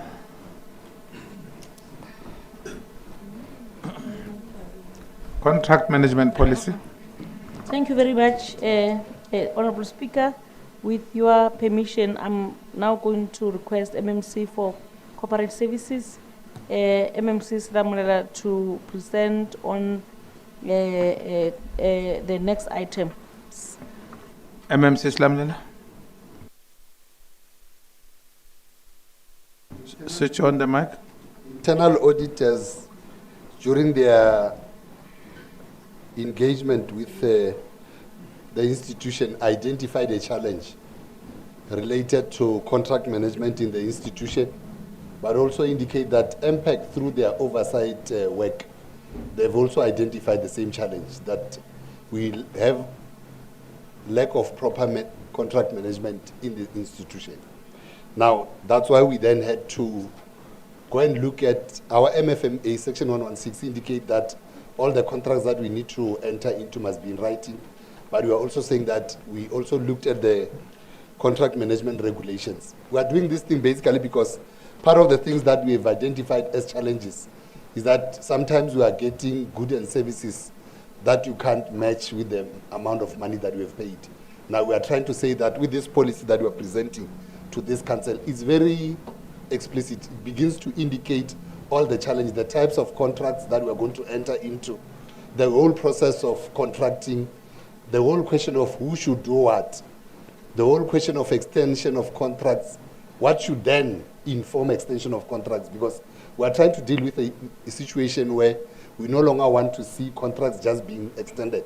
And we are also putting in measures that should be taken into consideration. That one of the challenges that we're facing is that contracts were extended even when they've expired. And the policy begins to deal with those things. Earlier on, when we were dealing with the litigation report, you could just see its lack of proper contract management. Now we're bringing this policy to this council for council to approve this policy for implementation. Thanks very much. Thank you, MMC Slamlela. We engage on the submission made on contract management policy. In the absence none, can we move for the adoption of the Mtavini, Chair? Thanks very much, Honorable Speaker, and all protocol observed. I rise to support the request made by MMC Ms. Lamlele for the draft contract management policy to be approved. Thanks. Thank you very much. This council approves contract management policy as submitted by MMC Slamlela. Can we move over to item number 7.3.14, transfer and secondment policy? EM. Thank you, Honorable Speaker. I'm also going to allow the MMC for Corporate Services to then also present the transfer and secondment policy. MMC Slamlela. Honorable Speaker, the local government municipal staff regulations, which came into effect on the 1st of July 2022, begins to come up with a way of seconding and transferring employees within the municipality to other municipalities and to other government departments. Prior to the promulgation of the municipal staff regulations, we could only transfer staff internally within the institution. But now it now allows us to be in a position to transfer employees to even other municipalities. But this should be happening basically because for operational purposes, intending to ensure that we improve on our operations. But it also goes on to indicate that there must be consent from the employee, which must be in writing, but in an absence of the consent. But if this will be for operational purposes, improving service delivery, and we following a fair process, the institution can still continue that. It goes on to even indicate that in the process where the move has been initiated by the employer, which is Capricorn District Municipality in this case, Capricorn District Municipality will then be liable for the relocation costs. But the last thing that we are also indicating is that when we transfer people in, we should ensure that the conditions that prevail are conditions of the institution, because we are afraid of a situation where we cause instability. I'll cite an example of a situation where somebody where that person is, let me just say in a provincial government department, on the 1st of April, for people who are in the political office, they will write one submission for overtime, deviation year overtime for the whole year. Now, whatever we are doing should be in line with our policies as an institution, because if the person, the conditions of that person in that other institution, if it is going to cause instability. Now, we are saying that when the MM is doing this, he must be mindful of the fact that he must take into consideration the conditions of service. But we're also saying that as we transfer and second staff, we must not in any way affect their conditions of service negatively. We are bringing this policy to this council, Honorable Speaker, for approval. Thanks very much. Thank you, MMC Slamlela. The report has been submitted on the transfer and secondment policy. Can we have moving for the adoption, Councillor Mtavine? Chairperson? Thanks very much, Honorable Speaker. I rise to second the recommendation made by MMC that Council consider and approve the transfer and secondment policy for implementation. Thanks. Thank you very much for seconding the submission made by MMC Slamlena. Can we move over to item number 7.3.15, personal protective equipment policy, EM? Thank you. Also this one, MMC Slamala will present. Thanks, Honorable Speaker. The OHS Act dictates that we must be in a position to ensure that our employees have got personal protective equipment. And we have ensured that this policy will then cover full-time employees of the institution and will also cover councillors. But we're also saying that it also begins to look at the process of procurement of this PPE, basically indicating that the end user department must be consulted when you start with the issues related to the type of PPE that is supposed to be procured. But we are also saying that this policy begins to categorize the type of PPE that will be used at a particular instance. We are also taking into consideration the fact that as we visit sites, there will be that temporary PPE that you will have to receive when visiting those particular sites. But it also categorizes them minimum, standard, and specialized package. But it also goes on to indicate the frequency of distribution of this PPE and also take into consideration the numbers that should be distributed at a particular time. We are bringing this policy also, Honorable Speaker, to this Council for approval. But we are also indicating that we are taking cognizance of the fact that some of our employees work on hazardous environments, like those ones Baba responded to the accidents and what. Now we are saying that in line with what we have started called Leboa Home, where there's a laundry at the fire station, this must be replicated in all our fire stations, so that as management will be implementing this policy, they must also take that into consideration. We are bringing this one also for approval by this council. Thanks very much. Thank you, MMC Slamlela. On the personal protective equipment policy, which we're moving for adoption, can we move for the second for the adoption and approval of the policy? Chairperson Maswell. Thank you very much, Speaker. I second the move for adoption and approval of the policy. Thank you, Chairperson Maswell.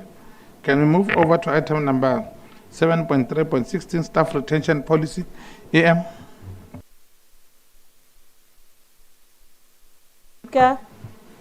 This one also falls under MMC Slamalela's portfolio. MMC Slamlela. Thanks very much, Honorable Speaker. We are bringing this policy to this council, taking into consideration that we must always reward good work, and we must also always try as an institution to retain those that are making a difference in our institution. Now, the retention policy was there, but it was not in a position to begin to come up with guidelines on how the municipal manager can begin to implement the retention policy. We are also saying that we want to try and move away from a situation where the person in authority will just look at the other person, then the other one. Now we are trying to come out very clear. We are saying that one, we already were doing this thing. We are rewarding our employees for good performance through the performance bonuses. And this, because we are the only municipality that has started to implement this thing, is one of the things that are retaining all our employees. But we are saying that we need to also, Executive Mayor, on an annual basis, recognize good performers. Everybody identificate, everybody recognizing staff come kasona, sikopani. But we're also saying that in an instance where an employee that is making a difference in an institution gets an offer to go to another institution, the supervisor must initiate, the supervisor can initiate a process for retaining by writing a motivation to the municipal manager, saying that I believe that we must retain this person. But we are also mindful of the fact that some supervisors, we are saying that the final arbiter in this case is the MM. The MM can still, even if ever the supervisor just said it's noted, if the MM is convinced that that person is making a difference, can still come up with proposals to retain that person. Now we are bringing these proposals, Honorable Speaker, that we should be able to look at the salary scale that that person has received in another institution. But before that, one of the things that must happen, because we are, if should council approve this retention policy, you might still be flooded, you might start to be flooded with letters of appointment that come from other institutions, some of which might not even be correct letters. We are saying that HR must first verify as to whether that person has actually received that offer appointment in that particular institution. Two, in that case, if that case prevails or that person has received an offer, the municipal manager can then look at the notches within that particular salary scale and can be able to give that person a notch higher. But there will be instances where that person has reached the last notch and then the municipal manager cannot play within those that particular salary bracket. We are saying that the municipal manager can propose to this employee of giving him a once-off 10% of the annual salary in order to retain this employee. But the last one that we are also proposing is that, or the last two, we are also saying that the municipal manager can also use the issuer a bursary to lure that employee not to leave the institution. One of the things that I know, Chairperson, Wagawa Portfolio Committee, if you look at this thing, 8.1.11, we have agreed at the Portfolio Committee that we might need to remove this one. But we are saying it's unfortunate the way it is put here, because it are like the examples again. The issue of flexi hours on this one, council will take a final decision because it is the final arbiter on this one. We are saying that some of the employees leave the institution because of the conditions. One or half past one or something else. We are not saying it should be a blanket thing. We are talking about retaining those employees that are making a difference. We are saying that the municipal manager can still say to this employee, because this employee can propose and say, Marana, kebona ukare kelatabanaka half past one. And lenana kwa lunch in favor. The municipal manager can still ensure that this thing happens here flexi in terms of lunch. But the lunch hour must remain that lunch hour. As we talk about lunch hour 1 to 2 again, I will have a lunch hour. No. The same lunch hour time must still be maintained. But at the same time, it must also be recorded that the acting CFO lunch hour 1:30 to 2:30. I think that's what we are bringing here. This is not a blanket thing, Honorable Speaker, I must say it. It's only when we want to retain those employees that are doing exceptionally well for the institution. And we believe that if Batama, we are also bringing this policy, Honorable Speaker, to this council for adoption. Take into consideration, Honorable Speaker, what the chairperson of the audit committee indicated, that we are bringing these policies, reducing the challenges that we had, meaning that if we approve this policy with the others, we would have performed better to address those audit reports. Thanks very much. Thank you, MMC Slamulela, fellow councillors.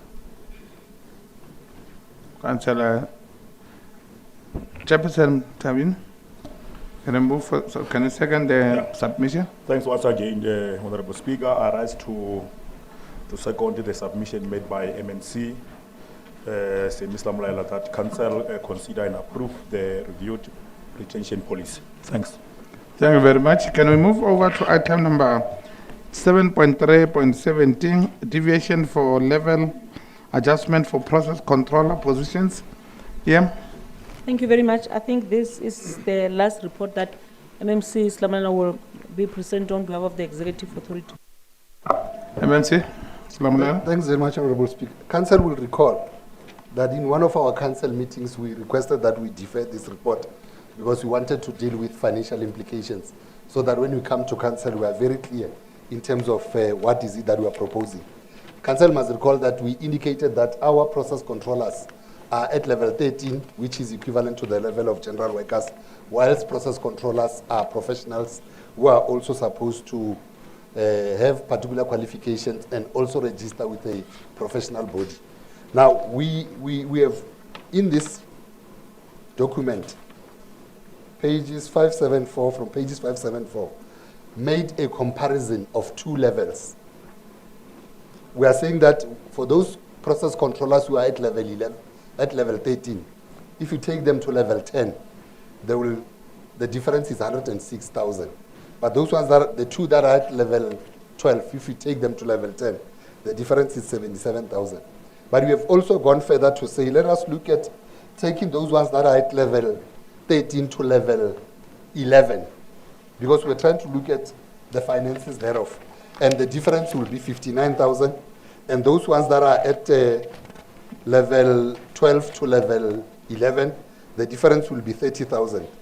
Now, we also looked at two scenarios. If we approve this thing, it means that it's going to be implemented after budget adjustment, which will be the 4 months, March to June. But we also looked at a situation for the whole financial year so that we are in a position to know what are the financial implications for the whole year. Now, we are saying that if we take this one, taking them to level 11, what we'll want to do as we do our adjustment will be 338,000. But if we take them for the 4 months, but if we take them to level 10, it will need 620,000 for the remaining 4 months. But we are also saying that if we are looking at a situation where we have got 9 process controllers and we want to also appoint 9 process controllers because councillors are aware, Marshal, those ones that are dealing with MPEC, that we have got other projects that are standing and not being implemented because we are lacking process controllers. Now we want to ensure that as we deal with this thing, we deal with it once and for all. Now what we are placing to this council is that take in consideration the 9 plus the 9. If we take them to level 10, we are going to have to, for the whole year, we'll need 1.8 million. But if we take them to level 11, it will need 1,016,000. Therefore, we are proposing to this council, Honorable Speaker, that taking into consideration the financial implications, we take process controllers from level 13 and level 12 to level 11, not level 10, as it is indicated in the document. Thanks very much, Honorable Speaker. Thank you, MMC. Slamulelo. Councillor. Councillor Botha, thank you, Mr. Speaker. Yes, it must be noted in the council that we do make the amendment in our council documents, because in our council documents it shows that we moved from level 12 and 13 to level 10. So it must be noted in our council documents that we are moving to level 11. Thank you very much. Thank you very much.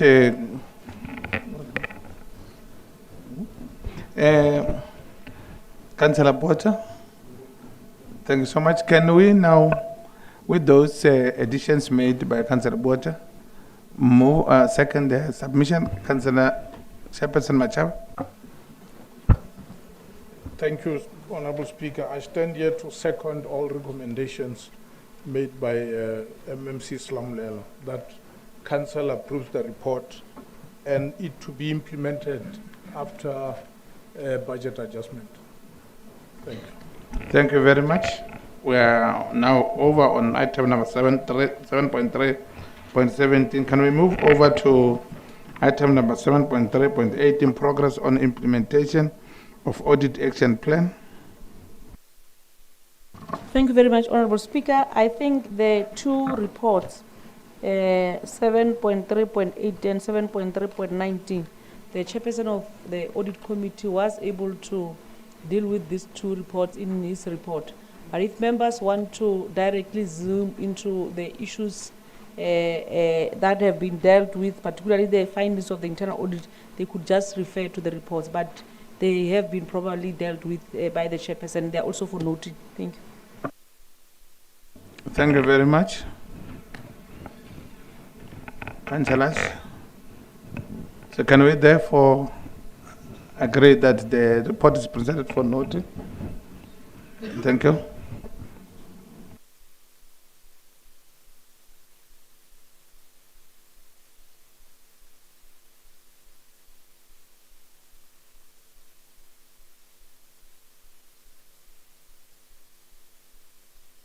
Fellow councillors, now we are on items number 7.4, reports of legislative arm of the council.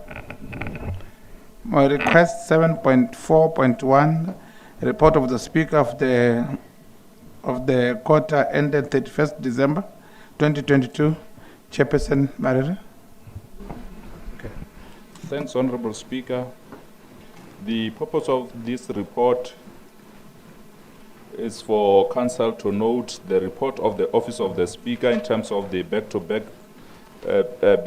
to basic strategy. The report reflects on the functionality of the governance structures coordinated by the Office of the Speaker for the quarter ended 31st December. Honorable Speaker, I will take that my colleagues have gone through the report.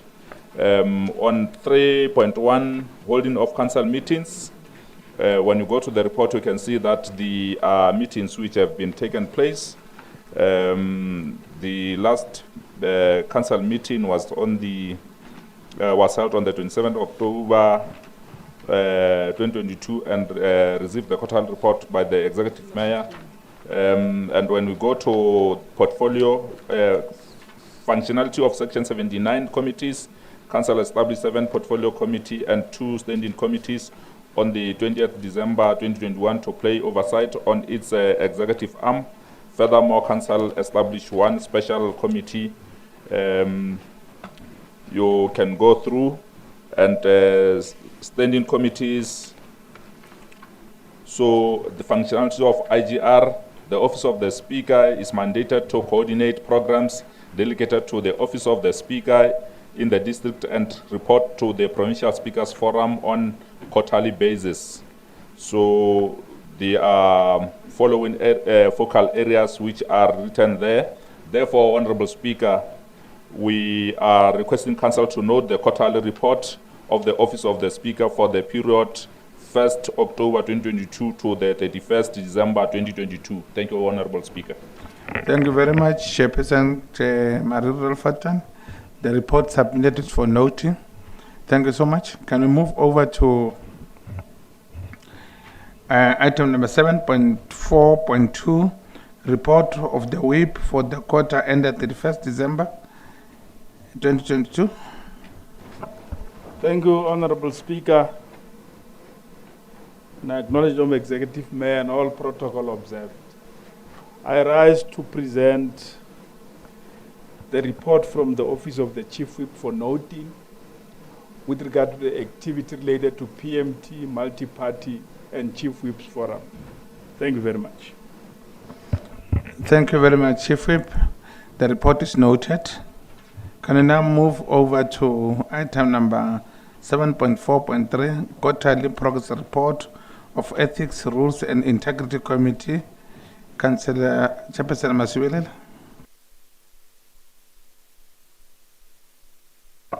Thank you very much, Speaker. If you'd allow me to present the 2 reports all at once.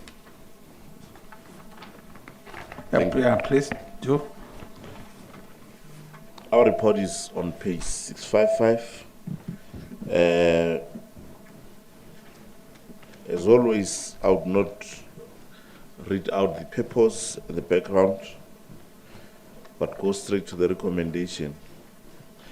That says, the recommendation says that Council considers and notes the quarterly progress report of the Ethics, Rules and Integrity Committee for the period of October to December 2022. That is the quarterly progress report. And the second report, it's on page 662. It's a report on councillors' attendance of meetings. Go straight to the recommendations. That says that council considers and approve the report on councillors' attendance of meetings for July to December 2022. Thank you very much. Thank you, Chairperson Mashwele.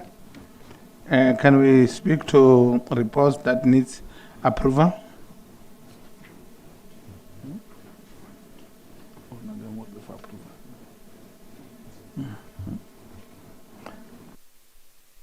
Thank you very much. The two reports were submitted for noting and they're noted. Chief Whip.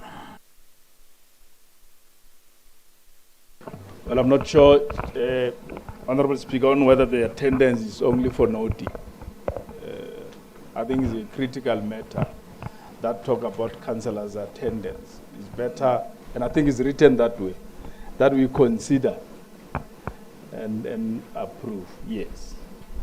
And I rise to want to second that we approve it. And of course, councillor must understand that it's a record of your attendance.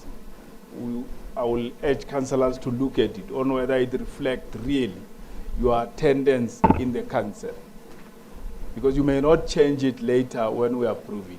Thank you very much. Councillor Botha. Thank you, Mr. Speaker. I did follow it up with Mr. Mutibi to correct my apology for the council held on the 15th of December. Yeah, thank you.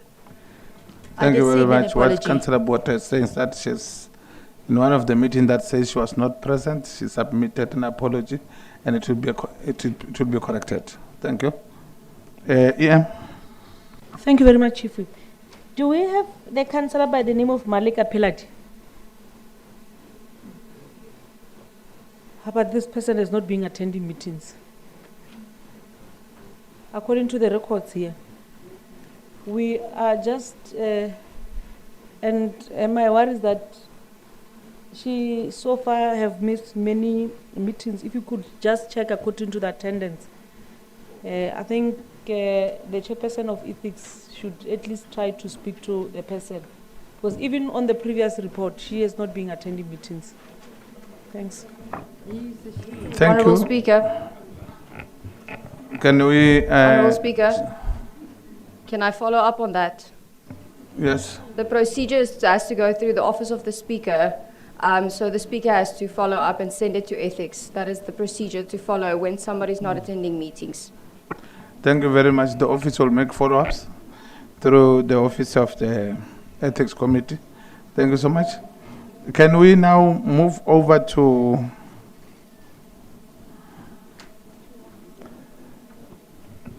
Municipal Public Accounts Committee, MPEC? Operational report, Chairperson Mutata. Thank you, Honorable Speaker. Let me greet my Executive Mayor and protocol observed. I'm presenting the MPEC report for second quarter financial year 2022-2023. Matlachi. Do you know? The MPEC report for financial year 2022-2023, which is an operational report, starting from page 682 to 722. The operation report, its purpose is about the work done by the committee during the second quarter. So, revealingly, one special meeting and one district MPEC forum. Rabali, one public hearing, and then we visited the projects On page 683, there are some findings during project visit. And then we also,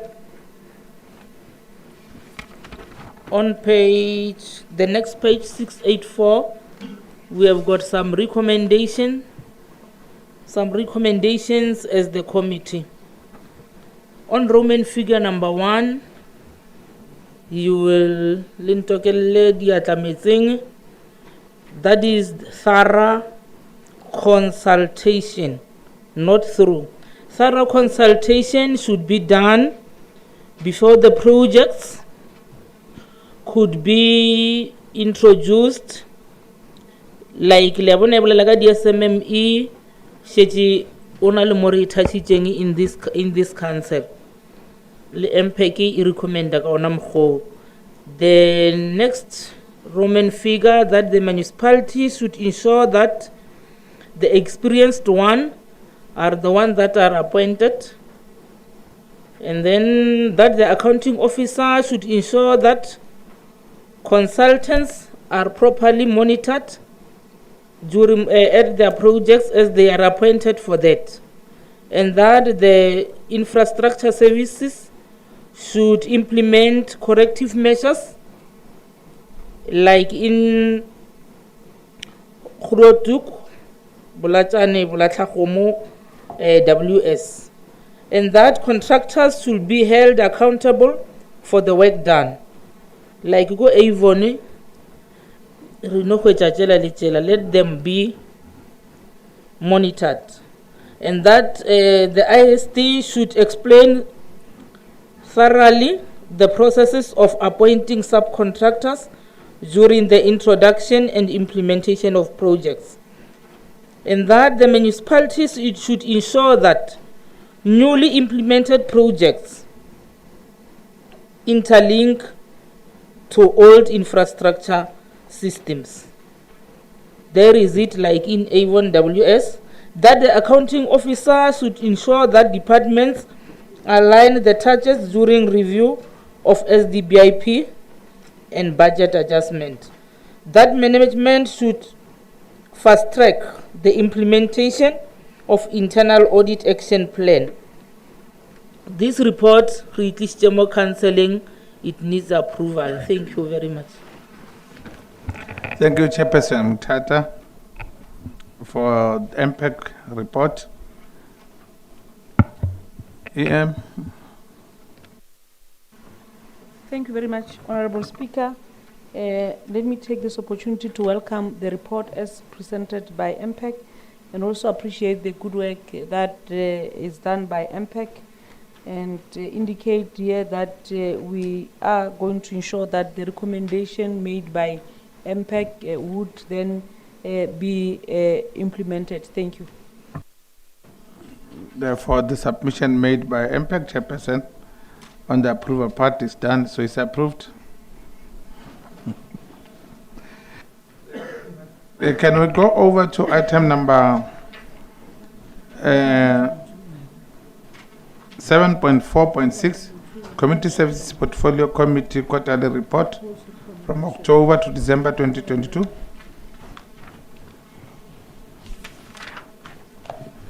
Chairperson. Thank you very much, Honorable Speaker. Greetings to the Executive Mayor and the Chief Whip and the members of the Mayoral Committee and the fellow chairpersons.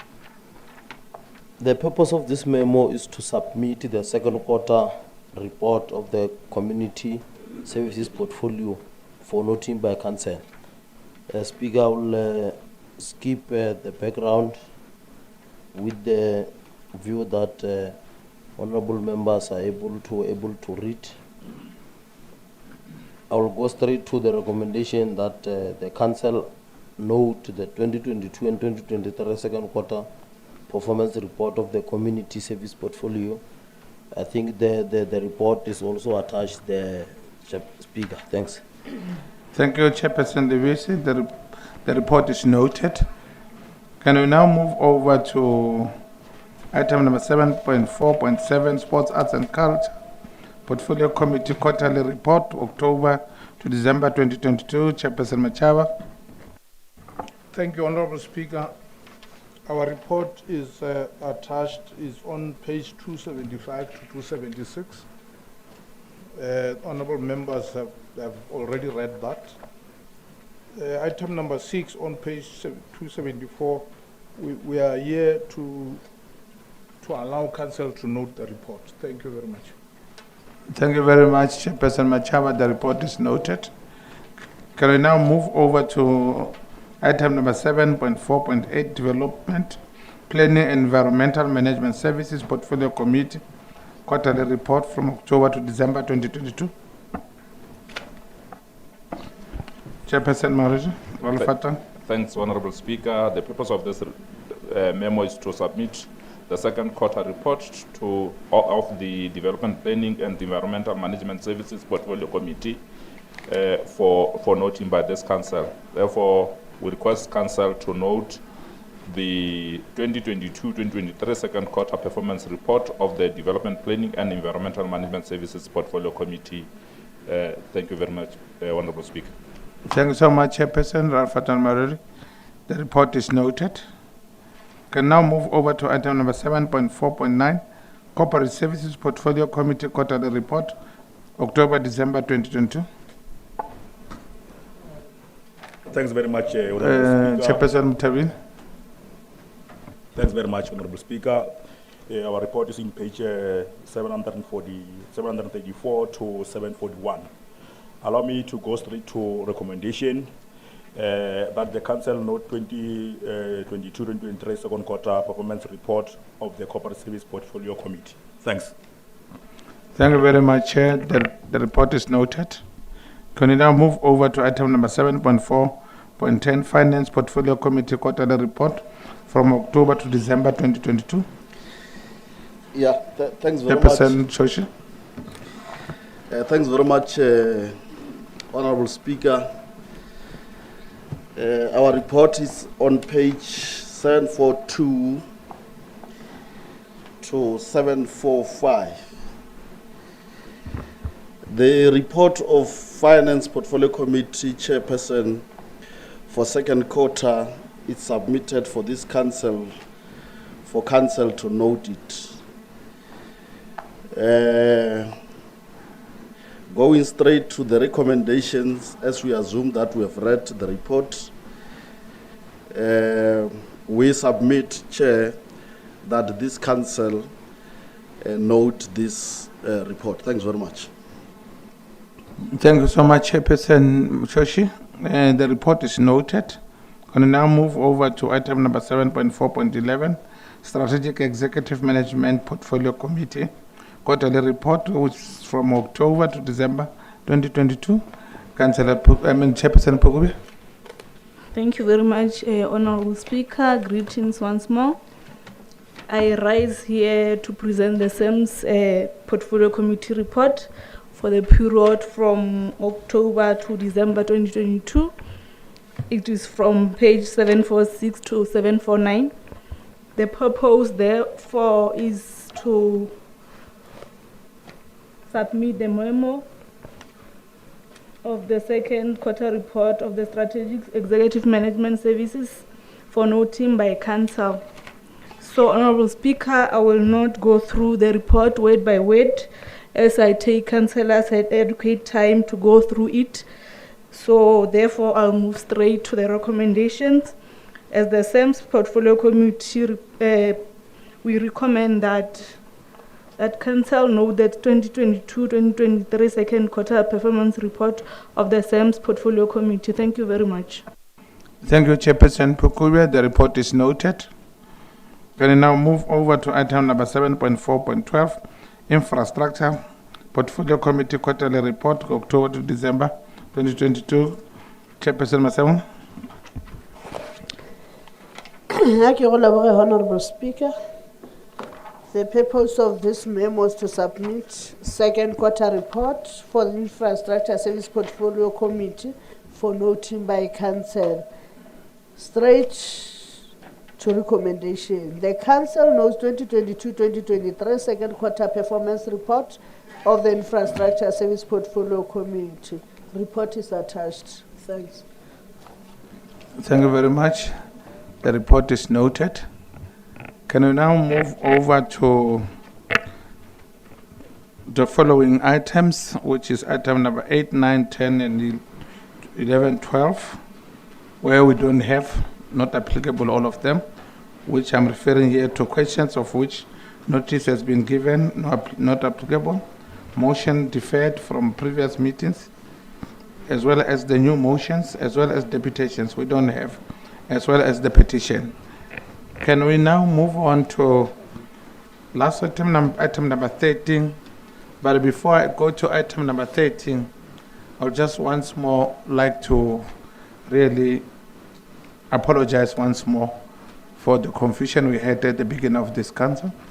And therefore, we're saying for you being patient and making sure that we come with corrective measures in support of that. We really appreciate that. Bianca ons verdeerd baie dankie man. Can we on last item, item number 13, official announcement by the Speaker, we have the following. Councillors who have not yet registered their biometric access control are requested to visit ICT, office number 80 and 20 as a matter of urgency to register so they can give they can gain an access into the municipal offices. Our next ordinary council meeting is on Friday, will be on Friday, the 22nd of March 2023 at 10 o'clock, mainly 27th, to receive the MPEG oversight report and draft IDP and budget related policies. The meeting is officially closed. Thank you very much. Bye, danke. Announcement, Musot. Honorable Councillors, immediately. Sorry. Oh.